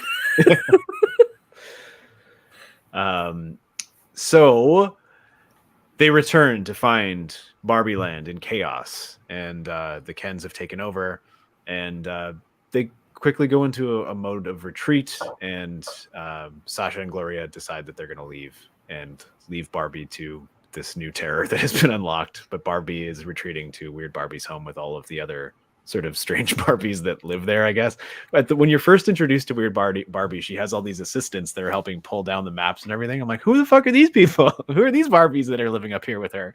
And then you learn they're also weird. They're weird canceled Barbies that no one wants to talk to. The only one that doesn't get mentioned, actually, there's two. But one of them is Teen Talk Barbie, the one with like the hat. She's got like that very 90s Blossom look. She was controversial because she was like, you could pull the little string or whatever and have her talk. And one of the things that she said was, "Math is hard." Oh God. Which I think is what the Simpsons were making fun of. Yeah, Fred that Malibu must be what the Stacey. Simpsons is Let's based all off forget of. our troubles with a big bowl of strawberry ice cream. That's the kind of stuff that Math she said. is hard. Math is hard. You know what? Math is hard. Okay. Also, like during the first meeting when they discover that Barbie's escaped, they mentioned that this has happened before with the Skipper doll. Skipper. They're like Skipper in Fort Lauderdale or whatever. She got She loose. tried to kidnap some kids. Key West. Yeah. Key She West. was Yeah. so Skipper's line is called Babysitter Inc. Like that's her shtick is being a babysitter. Oh, so that's why she was trying to kidnap children. And at the end credits, when they have all of those like Barbies, like those are real Barbies as well. So Yeah. I mean, it's been around for so long. I would be baffled if they had ran out of options for weird Barbies that have existed over the course apparently of there were 60 years so or whatever. many, and they were like they just had like a treasure trove to pick from. It's like in the Harley Quinn animated show, like they don't create new characters, they just go into the depths of depths, DC and pull whatever. It's Hell great. yeah. Yeah, like if you've ever played like the Arkham games when you're getting all the trophies and discoverables and stuff, it's just like hundreds and hundreds of references to random Arkham villains and stuff. It's so interesting because you're like, who the fuck is the toy maker or whatever, right? Like probably a bad example, but there's lots of other weird ones. So they leave. And Alan has stowed away in their car this time instead of Ken, because Alan just wants to get the fuck out of there because Alan is the only normal man who lives in If I Barbie have Land. to like sit on another leather couch, like that line, God, it's gonna kill me. Yeah. And then he agree. takes out at least 10 men with his fists. Yeah. Yes. Yeah. I like how he's like, they're like, "Who are you?" And he's like, "I'm Alan. I'm Ken's buddy. All his clothes fit me." He just starts punching Mid people. punch says it. Yeah, like he says it in mid punch. It's so good. So Also, we assume all those guys putting up the wall are Ken's. Also, I we had need to that talk about exact the fact question. that he did say once they figure out the wall can be built like horizontally, Sideways. not just Yeah. up, killed me. And they like pan to the wall, and it's just like at like stack 3,000 of- bricks yeah. upwards. yeah. It's also funny because like one of them is digging a hole, a bunch of them are watching, and one of them is on top. It's just like okay. It's like how many Kens does it take to build a wall? And you're like too many. Like it's Yeah. I too That's many. love the joke. how dumb they are. That's the one-liner. And so he beats the shit out of all of them, and they get back in the car and drive back because they realize that they can't leave Barbie Land to be overwhelmed by Ken and turn it into Kendom Land. Kendom Land. Yeah. They're The land unprepared. of the free and the men. I can't remember. Yeah, it's too much dumb. The free and the Ken. And so they go back to Weird Barbie's house. They inject Barbie with some confidence and pull her out of her funk. And together they start the unbrainwashing phase, which is another one of the good there's so many good montages in this movie, but I think this one is probably the top. Maybe the It's opening my is the favorite top. part of the whole movie. It was It's a really rad. good movie. Yeah. Or And sorry, it's a also really the good part pacing of it, I think, was really well done. Like it built up so quickly where it was just like one. And each one was just something that you could relate to, where you're just like, holy crap. Just the Godfather. Do you want me to start it over and I'll talk over it the whole time? Yeah. I don't understand numbers. Like I think she's on the laptop being like, She's like, I don't know how to use Photoshop. Yeah. That's it. I don't know when to use the select tool. Yeah. And And like, just I like- just have all my money in a savings account. Yeah. In order Or for you just- to use the, Oh. if you want to use the select tool, you have to use the layer that you're trying to select. Here, let me show you. And he like reaches around her on both So sides. funny. Or like trying to play sports. They're like trying to play any sport and it's like Yeah. golf, tennis, like it doesn't matter. He's just there being like, ooh. Here, let me show you archery. Like you cannot My- do 2-person archery like that. It doesn't work. My favorite one is the oh no, what no one will ever like me and I'm not pretty, and then he The kind of glasses. off of her, and Yeah. like that happened in a like that's happened in She's All That, but that happened in Ugly Betty, which is like such a Also like America that's the pride Ferrera. there exactly, but like that's the thing, and like movies have been making fun of this trope for a little while. Wonder Woman had the thing where the best Chris in Hollywood was like just put some glasses on Wonder Woman, and the assistant is like, oh, a pair of glasses, and she's suddenly not going to be the most beautiful woman you've ever seen. But you also think about Clark Kent. Like Clark Kent literally only wears glasses, and he's Clark Kent versus Superman. Like he's not masking much else. So like the glasses trope is such a fun. But yeah, that one was so funny and so simplistic, and like what it was very good. We also get to see that Alan, though he is the normalist man in all of Barbie Land, is also kind of an idiot when he's trying to like hop that fence. And they're like, Alan, just go around. Just go around. But he has the pink jumpsuit too, and He it's does. He's so Team nice. Barbie. He's so Team Barbie from the very start. Yeah. Oh, And then they unleash their master plan, which is to turn all the Kens against one another by not paying Serenade. attention to their serenade. Yeah. Do you mind if I play it for you for 4.5 minutes while I stare uncomfortably into your eyes? I love it. I love it so much. It made me so happy. Yeah. I also, this is how I feel about musicians wholeheartedly, is I am made so uncomfortable when somebody is playing a song specifically to you. And Tat, you already gave your example of this Yeah. happening to you, that it ruined a specific That's one of many. musician. So like, let's just that's the most impactful one. Who's I've had only- a dude randomly start playing Wonderwall in like a Yeah. hostel room? I've Like, had, thank God. you. I The was guy at in a the club hallway that no at longer, school. okay, you go first. I think Sorry, the guy in Yeah. the hallway at school who would just play Wonderwall like Oh, God. constantly, Yeah. or like the daughters be good to your whatever that one was. He Fathers played it Yeah. all the time. Yeah. It happened to I me hate once that at a song, by the club way. called Zipper, which no longer exists anymore. I know Zippers Zippers, yeah. on college and church, right? Yeah, you know how it had that giant piano that had like a bar that went around it? Me and my friend were there, and we stood at the end of the piano, and the piano player started playing, and then he just started staring at me the entire time. And I turned to my friend, I'm like, I think he's singing to me. And then my friend Do you was feel like, flattered? Like I don't I- think there's many people well- that feel flattered. I couldn't confirm it at first, and then my friend was like, Steve, you're not the most desirable man on the fucking planet. Get over yourself. And I was like, okay, true, yeah. And then the man was like, this is for you, and he pointed at me. He pointed at me, and I was uncomfortable, and I was like, do I have to stay? But out of this weird sense of like, I don't know, I didn't want to like upset him, so I stayed for the whole Oh, song. Steven, did you Yeah. just voice what everybody feels when Yes, things like this I happen to felt them? it happen to me. It was well, very no one's ever uncomfortable. serenaded me, but You that's don't because want to.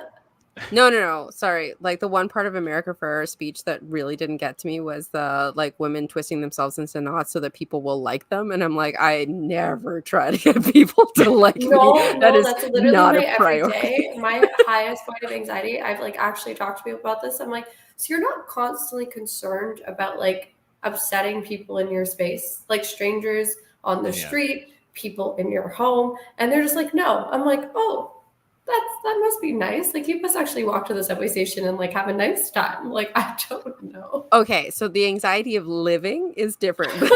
Like I have that. Like, am I going to be attacked for wearing headphones? I don't know. It's dark out. I just mean being in somebody's space. Like, oh gosh, like I'm too close to you. I'm so sorry. I'm almost bad. Yeah, I don't. Oh, I play this game on that the one hit me subway hard. called Who's Gonna Get Out of My Way? And it's because I've noticed that because I'm of small stature, like and like little, that men will just like ram right into me. Like if they need to, like they won't move. They'll expect me to move out of the way. So I played this game, and women will move out of the way, and I play chicken. So I put my shoulder into a lot of like men's chest, like shoulder tackle, because I won't move, and they have to move, and they don't want to. So there's a lot of like bam happening, but I have like a really low like body center of gravity. Exactly. Right.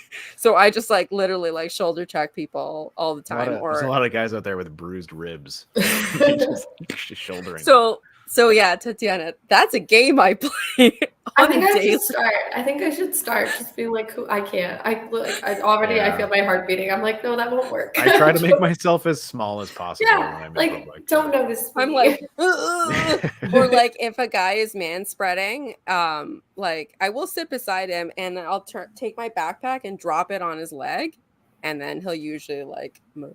a So bit. there's a bravery here that some people have and some people don't. I'm just trying to get through the subway without being stabbed. So I'm gonna get stabbed one of these days. Like I pushed someone off. Okay, no. So, that's another It's podcast. gonna happen. It's gonna happen after someone tries to serenade you and you throat punch them off the fucking subway platform. That scene was so good because they pushed it so much longer than it needed to be. Like they brought you to that discomfort space where they were like, "We're here, we're here, we're still here." And how long do I have to commit to this to make it so that you don't get uncomfortable? and when They it did opens it to so all well. of the Kens on the beach, because it's just Ryan Gosling Ken, and then you see that they all have their own little like fires, and the drums. That's the Ken that I want to be with. The drummer. I think you should be the cello Ken or like the triangle Ken. Yeah. Yeah. I do like a triangle and a cello. So the plan works. They turn all the Kens against each other by ignoring their serenading and moving. All they do is move from one Ken to the other right in front of them, and it still tricks them because they're Look at their giant fake phone. Yeah, exactly. Excuse me for a moment. Who are you texting? Did Ken? you write this song? Yeah, I did.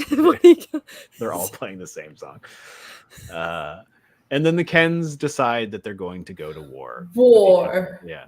And it's the best. This is the best part of the movie for me, but I mean, it's just so funny and well choreographed and so silly. Like instead of filming it in slow motion, they just act in slow motion like a stage play. It's so funny. It's got to be the most non-violent war I think I've ever seen. There's noogies.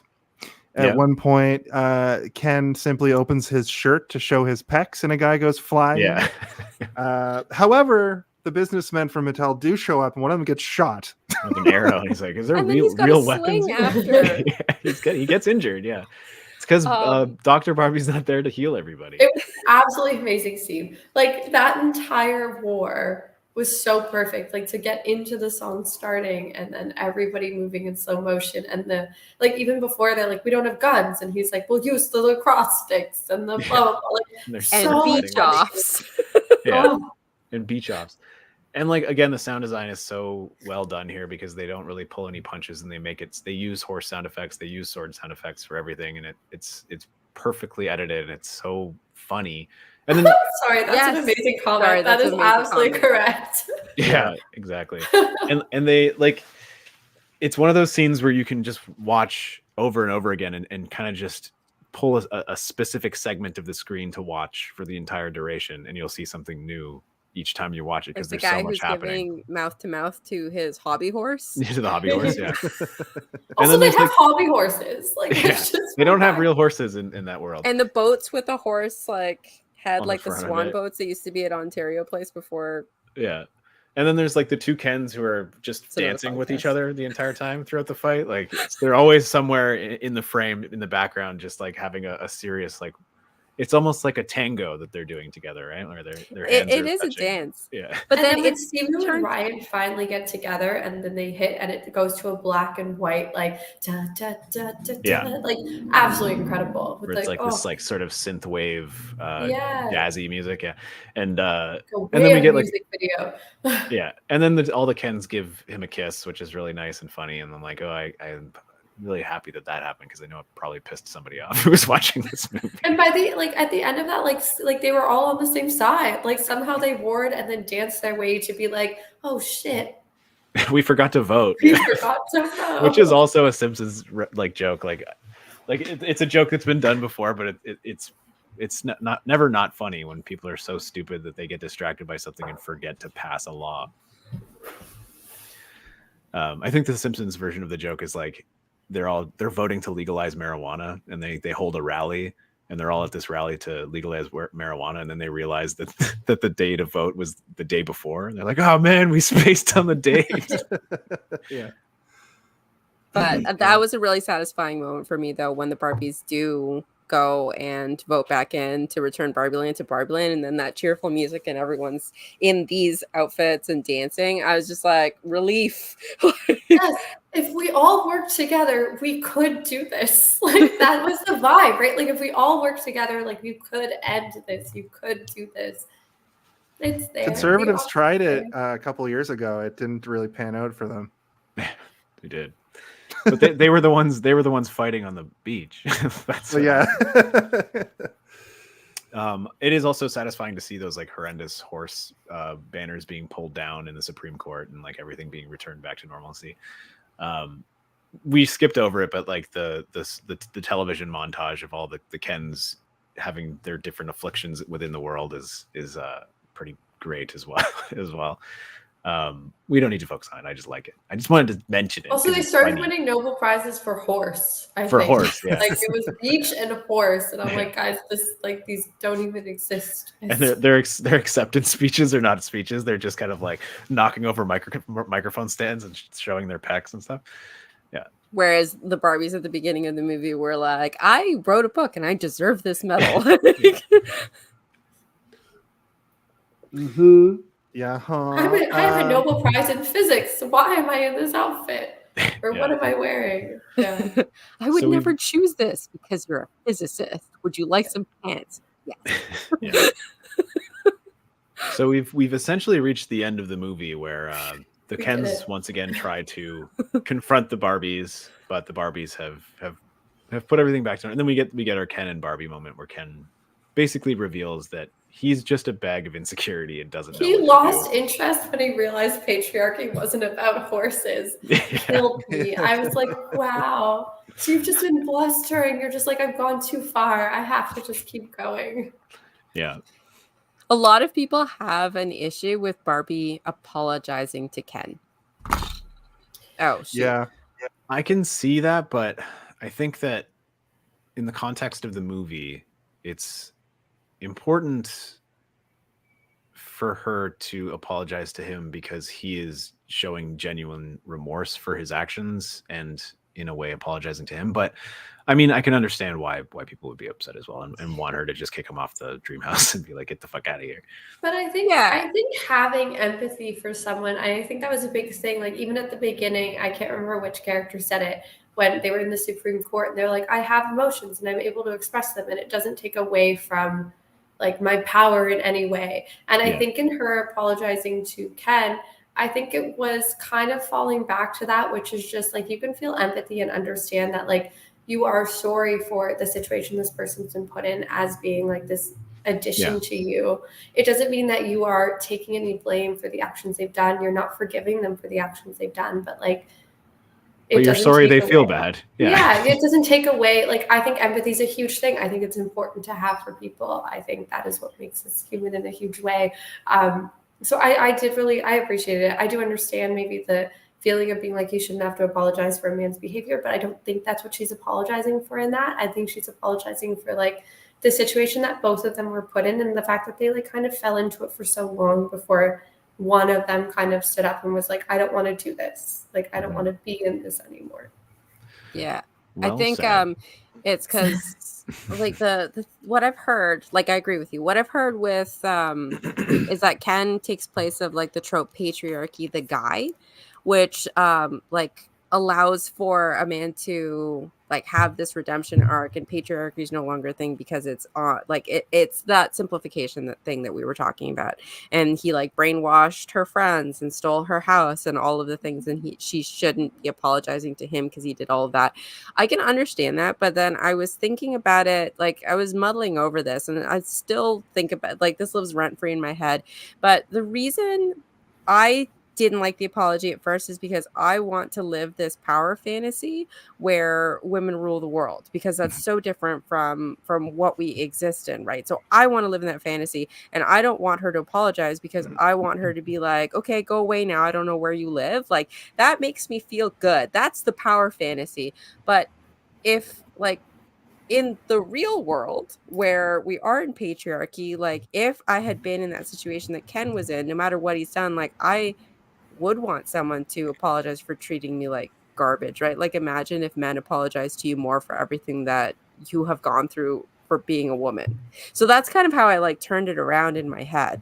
And they flipped the dynamic a lot of the beginning of the Barbie movie, right? Until they went into the real world, it was sort of flipped. Like it didn't feel good that it was flipped. Like in some ways, yes, as like my power feminist, I'm like, yes, that's the place. But that's not the place, right? So I think the apology was like, hey, I'm sorry for disregarding you and your feelings and being very focused on myself for like a huge, not that that's a bad thing, but like it did hurt you. So I didn't feel like I think maybe what would have helped is if Ken apologized Yes. as well. I think if Ken said, I'm sorry for the things that I did, I shouldn't have done this, then, and I think that was missed, then that would have been a balance because she's apologizing for how he was treated before that kind of like pushed him to this. And then he's apologizing for doing this because brainwashing friends and doing all that isn't a good thing to do, no matter how you're treated. That's not what you do. So yeah, I think that was the only miss, was that apology on Ken's behalf. Yes. Yeah, I completely agree. And it's just two power fantasies like at odds with each other, right? And like that's the whole point of Barbie Land, that it's not perfect because you can't have like a lopsided like society like that. Like And there was so I was going to say that's the point of feminist masterpiece theater, feminism in general, is it's not one wins over the other. It's equality at the end of the day. That is what everyone wants. equity. Equity. And like there was a complaint like, oh, there's so much body diversity with the Barbies, but like there's no body diversity with the Kens. And I'm like, yes, because it's a flip of what cinema is and has portrayed women as. That's why. Like that's an intentional thing. Like, nothing, like you said earlier, Tatiana, nothing is unintentional. Like everything that Greta Gerwig put in there is like very well thought out. She had many years to do it. There were many years of her trying to get this movie made. She was like, she's there. Yeah. And that's kind of the core of where the feminist masterpiece theater idea came from. We were watching Last Action Hero, and it just so happened that they went into this world where women like ran everything, and Noel was like, wait a second, that's like, it's pretty matriarchal. Oh, right. It's because all the women are like in bondage when they go into like they're so outlandishly dressed, and it's a comment on the fact that women in movies are only ever like in a particular like way, and it's just so outlandish. I was like, is this a feminist? Is Last Action Hero actually a feminist masterpiece? Like making a comment about like the portrayal of women. This is what you're used to. Women all dress like they're space Barbarella. fetishists.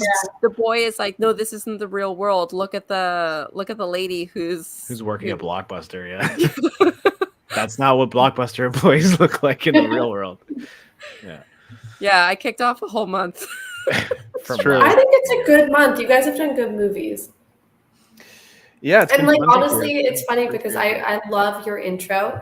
And I think I was talking to Steven. I was like, oh my God, you're doing this movie. He's like, no, we're not. I'm like, oh my God, you're doing this movie. He's like, no, we're not. I'm like, okay, that's fine. But they're all fantastic movies. I didn't want to just do the movies we were doing, but I wanted to show that like there are lots of feminist masterpieces that exist. So I'm going to try and cram as many as I can into the Yeah, there were a lot of messages going back and forth between me and Jason and Steven of like, we had like a list. Like there was a long list, and it looked very different. It looked very different a year ago or so when we were first pitching this idea to do. I think it turned out very well. We've got one more to go, which I think will be a good. And but we still have a giant list, so we might. I think you should do a recurring theme, like an annual. I think it will become like maybe annual. Yeah, I'm fine with that. Yeah, like the grimoire. The grimoire, but for women empowerment. Not spooky little doll people. Wait a second. That's kind of what this movie's about. Wait a minute. All right. Just to wrap up the movie, we get the moment where Ken realizes the error of his ways, and then we have Barbie who realizes that she's feeling lost, and then Ruth returns and takes Barbie on a walk to essentially grant her the power of humanity. And I start sobbing. This is about the time that I start crying. Yeah. Yes. Sorry, I was just going to bring back up your point, which is, again, it's a very Wizard of Oz ending where she's, like the Tin Man being given a heart. You could have Or gone courage, home the whole or, time, right? Like you had it in you the whole time. Oh, Exactly. a beautiful trope, and it's beautiful because it's just like it's so simplistic, right? Like it's in you. Mhm. This is the part where you hear Billie Eilish's lyrics for the first time as well. And so like it's been building up, but then you hear the actual like the words is like I'm not who I am anymore. Like I don't know what I was made for. Like and as soon as that starts, like that's yeah. That's when the tears come.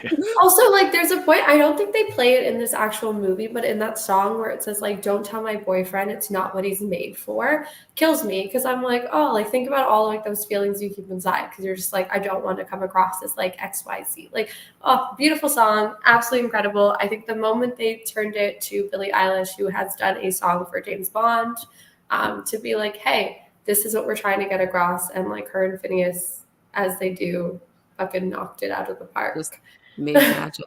Yeah. When she Absolutely. performed at the Oscars, she literally didn't face the crowd. She faced, her back was to the crowd, and she was singing just against the other side with her brother. And then she turned around and saw everyone giving her a standing ovation and fully cried. And I was like, I can't. This is me crying again. This song just gets me going. Yeah. That moment was beautiful. It was beautiful. That deep breath, like when she did, like they did such a good job. You can see the moment where she gets a heart and a vagina.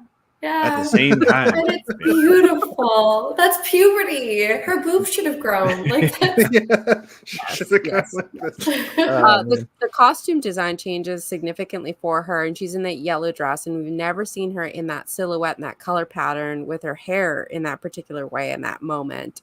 So like the progression that they give her, like the costume design is incredible. And like the press junket for this with Margot Robbie wearing all the different Barbie outfits. Every iconic Barbie outfit she could have done, her, like whatever the costume team was that made this for her, impeccable. Like they didn't miss a beat.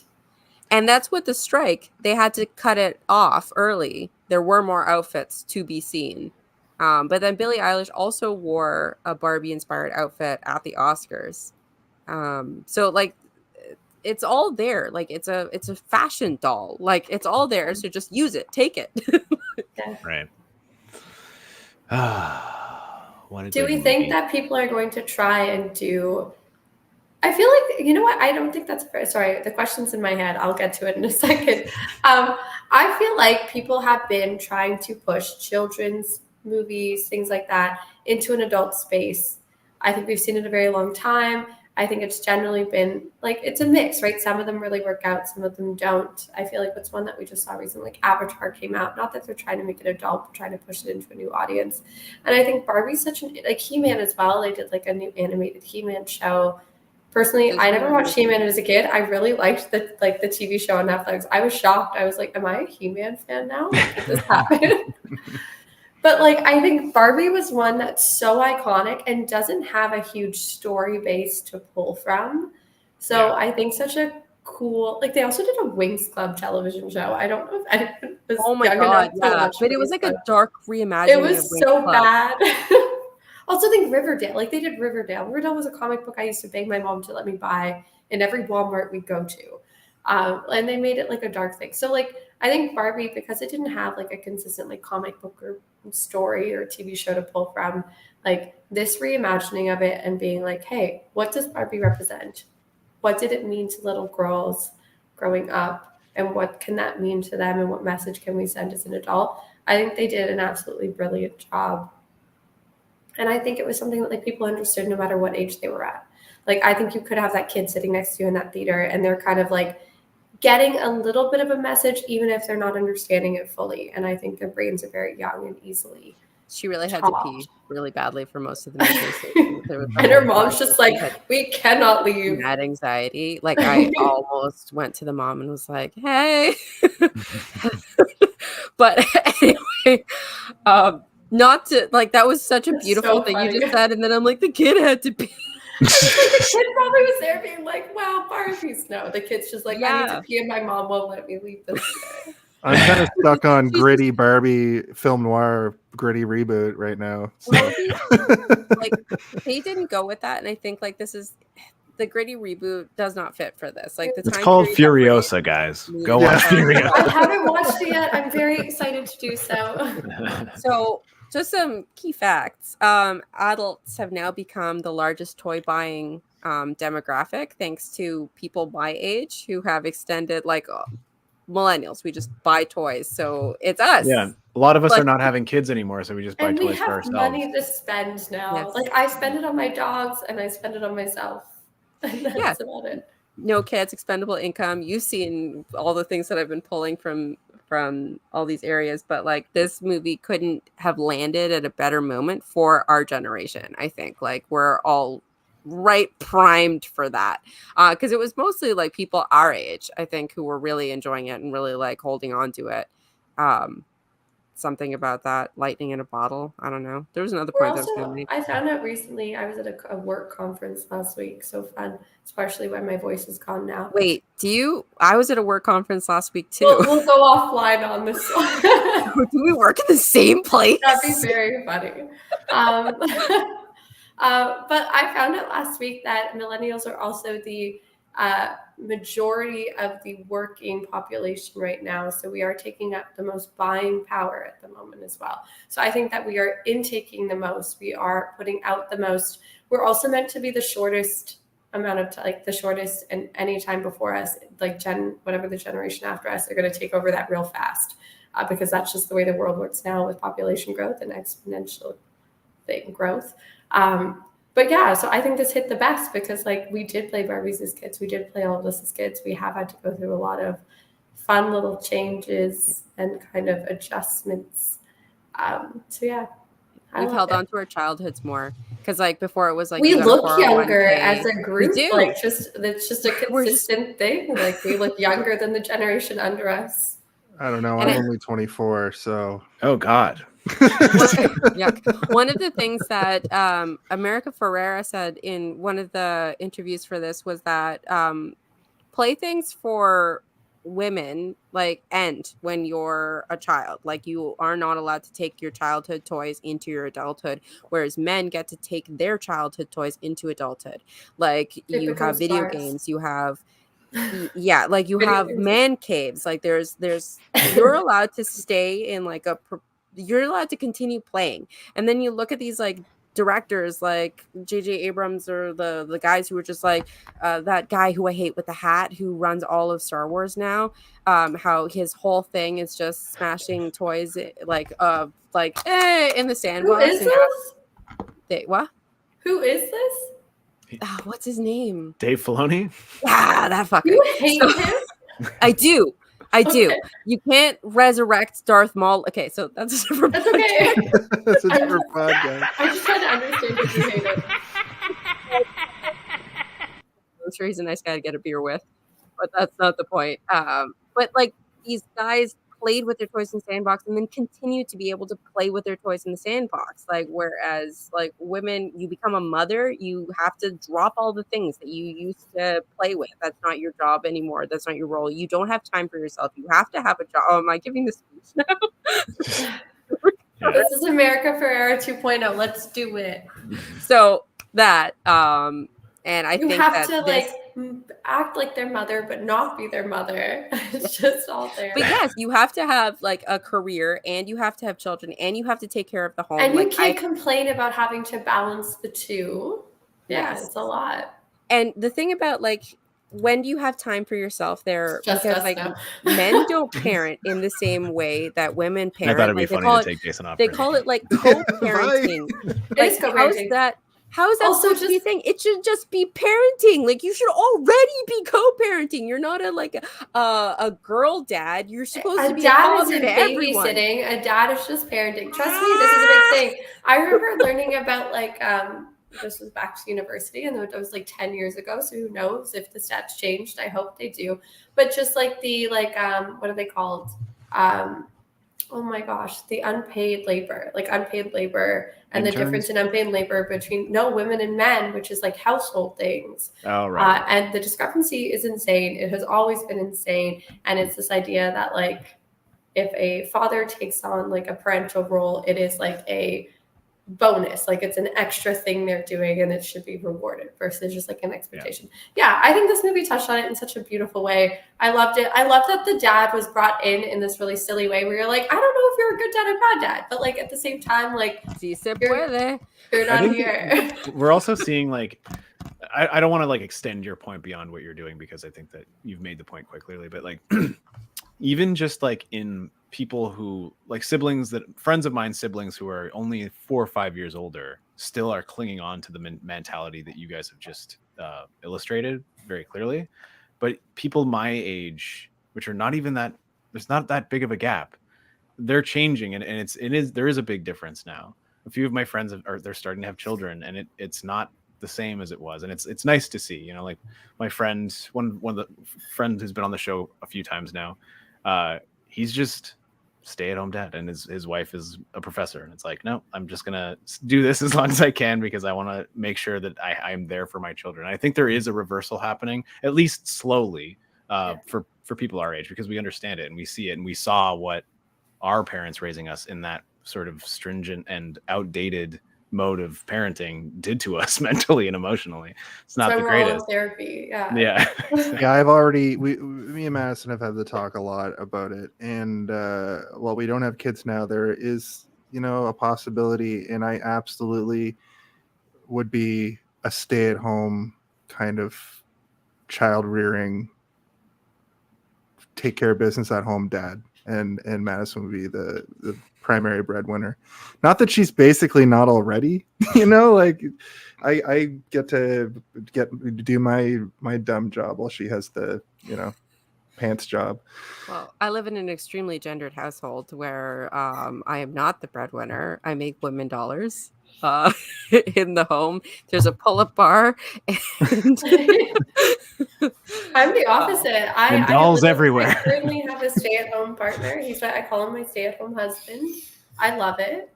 I feel like it won't be forever. It's just temporary, but like I do love it. I don't know. I think it's just like being comfortable.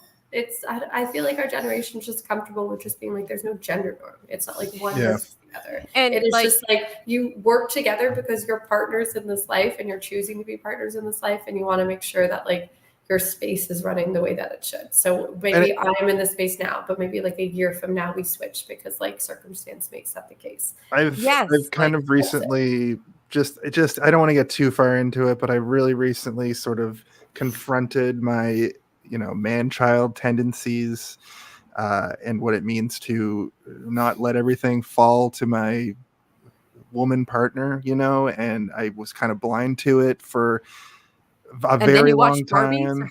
No, Barbie is kind of separate from it, but yes, I have been going through some stuff when it comes to that lately, and also I'm going to be 40 next year, so there's some stuff. It's kind of all compounding, you know.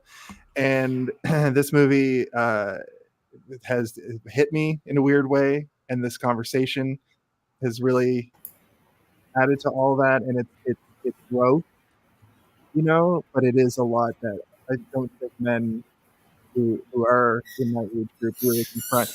A lot of my friends who have kids have had kids for 10 to 15 years at this point, you know, and have already gone through it at some point. And then a lot of people my age just don't have relationships or kids, or, you know, they're just kind of alone in the world because it's a fucking nightmare hellscape. Like you just have to kind of find your place. And it's different than Gen X was sort of that last generation that got to do it the old school traditional way, where it's like you go to college, you get a wife or husband, you have a kids, and you're divorced by 40, you know. And then the generation before them, you know, a lot of them are still married, and I mean, horrible marriages, even though they hate each other. should have been divorced. That's such a fun generation. All right, as fun as this conversation is, and as uplifting and as heartwarming as it is, we still have to do the Home Alone of it all. Okay. Well, yeah, let's push to the end here. Thank you for it's such a good movie. Thank you for good inviting me to this movie review, guys. I'm very happy we got to do this one. So for those of you who have do a not, toy bakery over there. I almost said go bake us some cookies. My table is just a full D&D table. It will stay like this forever. I will forever be a kid. Yeah. Living my imaginary life. I love it. This is what we're here for. So for those of you who are not familiar, who are listening, the Home Alone of it all is when we collectively or individually decide a specific moment in the movie that we believe reminds us of the moment in Home Alone when Kevin McAllister places down the map to set up his traps for when the burglars attack. The moment in the movie we've all been waiting for. Not every movie has one. Sometimes movies have many of them. So let's all go through this together one by one and see what your Home Alone of it all is. Tatiana, why don't you go first? Oh, I really hope you don't start with me. I forgot that this is what we do. I wasn't given the breakdown again this time. Whoops. I mean, no, Noel, you can go first if you want. No, Noel ran away. Yeah, sure. The Home Alone. Noel hates it even more. I'm so sorry. I'm thinking. There's so many. For me, the Home Alone of it all is the deep brainwashing sequence. When they're wearing the jumpsuits, and putting the world back in order. That's it for me. Yeah, mine was when they go to the real world. From that point on, that's when things really start to kick into high gear. See, that's an actual Home Alone of it all. I just don't understand the concept. Here's Tim Hortons Barbie. I think if I think of mine really deeply, I think it is when she's sitting on that bench and we first get that little thing and she just takes that deep breath and she sees everything. I think that's that first moment where I feel like she is just taking that step. It's not being influenced by her human on the other side. It's being influenced by her own perception of the world. And I think that was just such a beautiful, calm moment in the middle of just a lot of vibrant neon chaos. So I think that one might be it for me. And mine is the very beginning of the movie when the girls start smashing the dolls with the other dolls. Good. I went into the movie precariously with shaky legs, not certain of what I was getting into, but I had high recommendations from many people speaking highly of it. And as soon as the dolls started smashing, and as soon as I was drawing the parallels between 2001 and Barbie itself, I didn't even realize that was not going to be something just a piece of marketing. When I saw that in the trailer, I was like, oh, that's probably just for marketing purposes. But to have it integrated into the movie and give us some history, I was in from the minute the movie started almost. That was my Home Alone of it all. I remember those accessories that you're showing, Noel. The Pizza Hut cup for Barbie. I remember those. My cousin had them. I miss classic Pizza Huts. That's again another podcast, but we should just try and really coordinate an old-timey Pizza Hut with a Sunday bar. Yes. Oh my God, the Sunday bar. I'll flip it back to stupid. We didn't play the Sting for Home Alone. Do you want to hear it? If you had to pick one, what do you think the Home Alone of it all? The Home Alone of it all? Can someone please tell me when the Home Alone? I really gotta know. When is the Home Alone of it all? What is the Home Alone of it all? Now that's the Home Alone of it all. Yeah. Ding dong dong ding dong. Play a quick MPAA game, and then I get our final thoughts. It's time to play Guess the MPAA. The new song. Hello, everybody. My name is Jonathan Barbie, and I am the host of the hit game, the MPAA Certificate Rating Game. The rules are simple. There's a 5-digit number that's given to every single movie that's given a rating. Those ratings, of course, are G-rated right up to NC-17. That has nothing to do with any of this. Don't think about it at all. That 5-digit number, all I need you to do is give me the 3 digits after the first 2 digits. So I'm going to say 2 numbers. I'm going to say, for this movie, for instance, it's 5-4. Now you just need to give me a number between 0 and 999. That's it. That's the whole game. And just like at the start, our guest always goes first. And since we have 2 guests, the guest who's on the least amount gets this month. This month. So Tatiana. Yes. Please give me a number between 0 and 999, and I'll tell you whether it's higher or lower. 694. Lower. Noel. 582. Lower. Steve. 3, 2, 1. Higher. Tatiana. 474. Lower Noel. It's $3.98. Steve, lower. 387. That's the new sound I picked. Because you didn't like the other one. I hated the other one. I like that one. No, well, that was a very, very good guess because that's probably the closest we've ever come. It's 54383. Whoa! I was 5 away. Honestly, it's more fun with 3 people. It is. Maybe 3 guesses in the future. All right. Yeah. You can get closer. Well, that was the MPAA, everyone. The MPAA, everyone. The MPAA. Wow. And with that, we're just about there.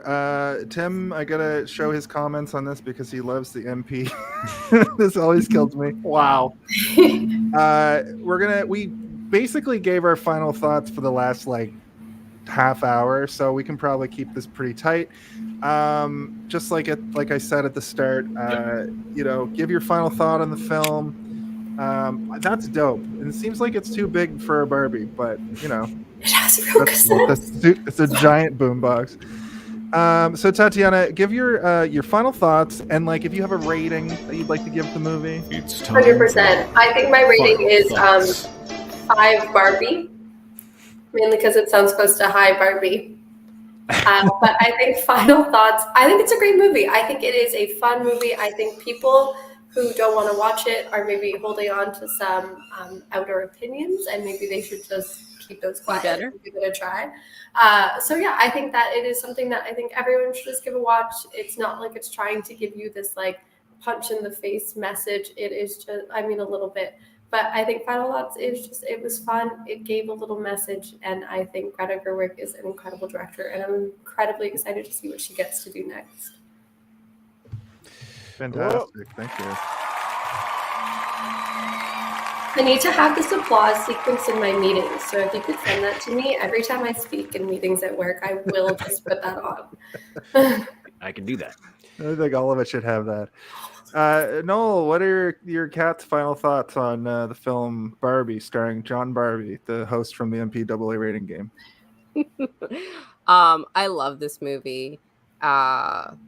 It's been a journey. I think every single time I watch it, I feel something different about it. I can just have a good time. I can be depressed by it. I can be made happy. I love Barbie. I'm a doll collector. I collect all Isn't that kinds a Batman of toys. villain? Sorry. Yeah, I have an obscene amount of toys, and so this is a movie made for my heart. So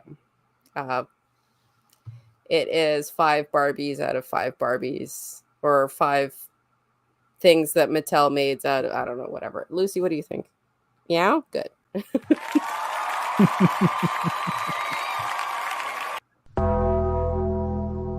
Thank you so much. Oh, you stink. Steve, what are your final thoughts for the Margot Robbie, Ryan Gosling vehicle Barbie the movie? I'm almost tempted to yield my final thoughts to the ether because we went through so many individual sort of monologues on why we love so many parts of the movie already. So I'll just say that, if you find any reservation about watching this, those are misplaced. Immediately watch it. This movie is wonderful in pretty much every single way. It does harken back to a time, I would compare it to movies in the late 90s and early 2000s, where structurally it's very simplistic, but it's dealing with very complex narratives as well as themes, and it accomplishes everything that it sets out to do from the beginning all the way to the end. There's a couple of slippery parts here and there, but I think overall it's just wonderful in almost every way. I didn't get to talk about the sound design as much as I wanted to. The sound design rules. It's so good. I love it so much. For a rating, I think I'll give this movie the rating of being able to hold logic and emotion simultaneously without it affecting your powers. In fact, I'd say it heightens your powers.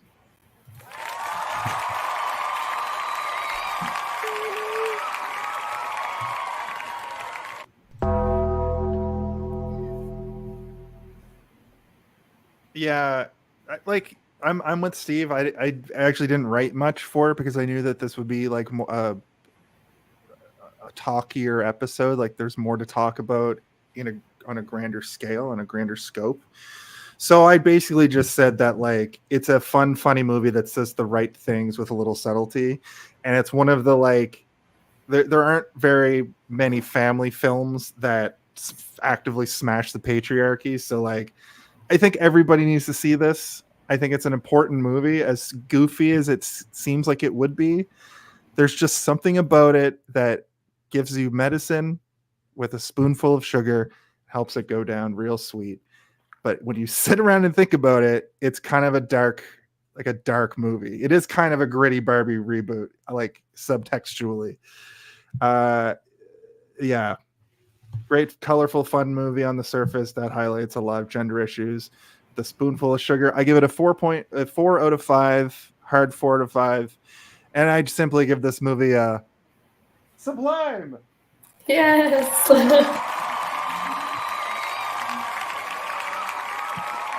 And we did it. We did it once again. Before we get out of here, I just want to, Tatiana, do you have anything that you'd like to plug or a message for the world? Smash the patriarchy. Hell yeah. That's it.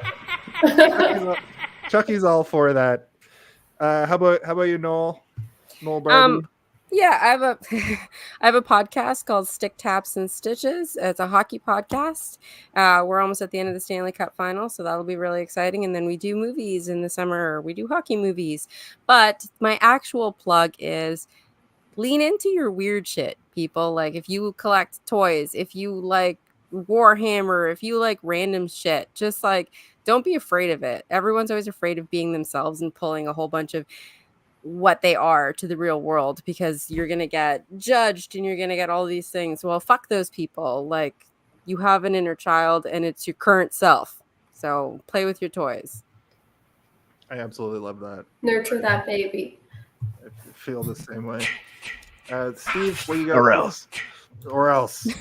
What are you cooking up these days? As usual, I'll plug the Darth Theorist channel on YouTube. We're growing. We're slowly growing. Every day we get bigger. We've changed the schedule to release videos Mondays, Fridays, Saturdays, and Sundays. So 4 days a week. I do all the narration as well as all of the character voices on that show. And I don't know. I think they're getting pretty good. They're getting more creative as we go. I'm having more fun doing them every time. So yeah, check it out. If you've got 15 minutes to burn while you eat a sandwich or something, why not learn about what happens when Yoda cures Anakin of all of his nightmares? I don't know. That's just one episode I recorded recently. I love thought. What are they called?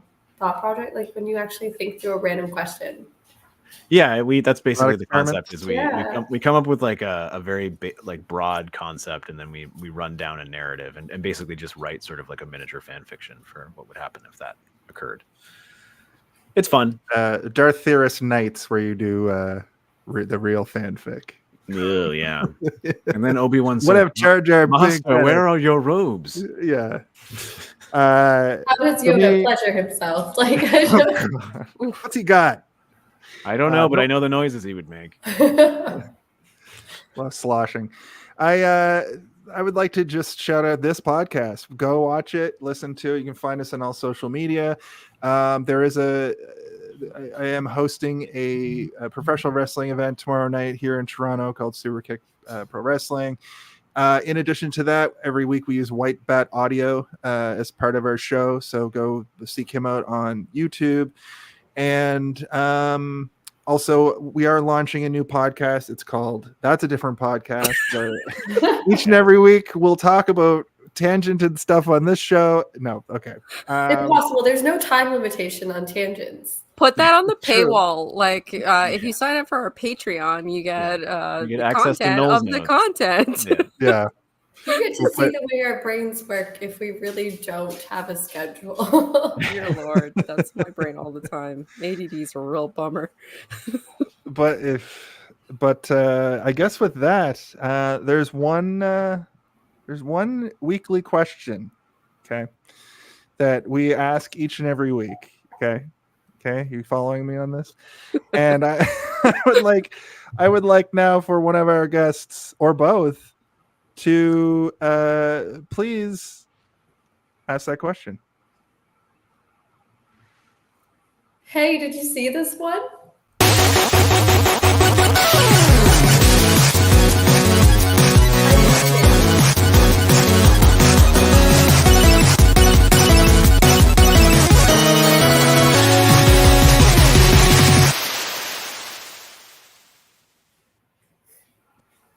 Perfect. Well, thanks for watching, and thanks Was for I coming. muted? No. Okay, good. At the end, it said I got muted, and I was like, I think I said, "Hey, did you see this one?" It mutes you during the video, so that we're not all gabbing over top of our. Oh, sweet thank theme song. goodness. I was like, well, I messed that one up. My one job. Not your one job. Oh man. Hey, Noel, where do you work? Beam up some Star Trek content with Live Long and Podcast. Tune in to X-Rated, the X-Men animated review show. Artistic interviews with graphic histories. A roundtable movie discussion with Hey, did you see this one? And movie reviews with Hold Up, a movie podcast. And while you're at it, spin a few records with Eamon on Track. Watch us duke it out on trivial debates.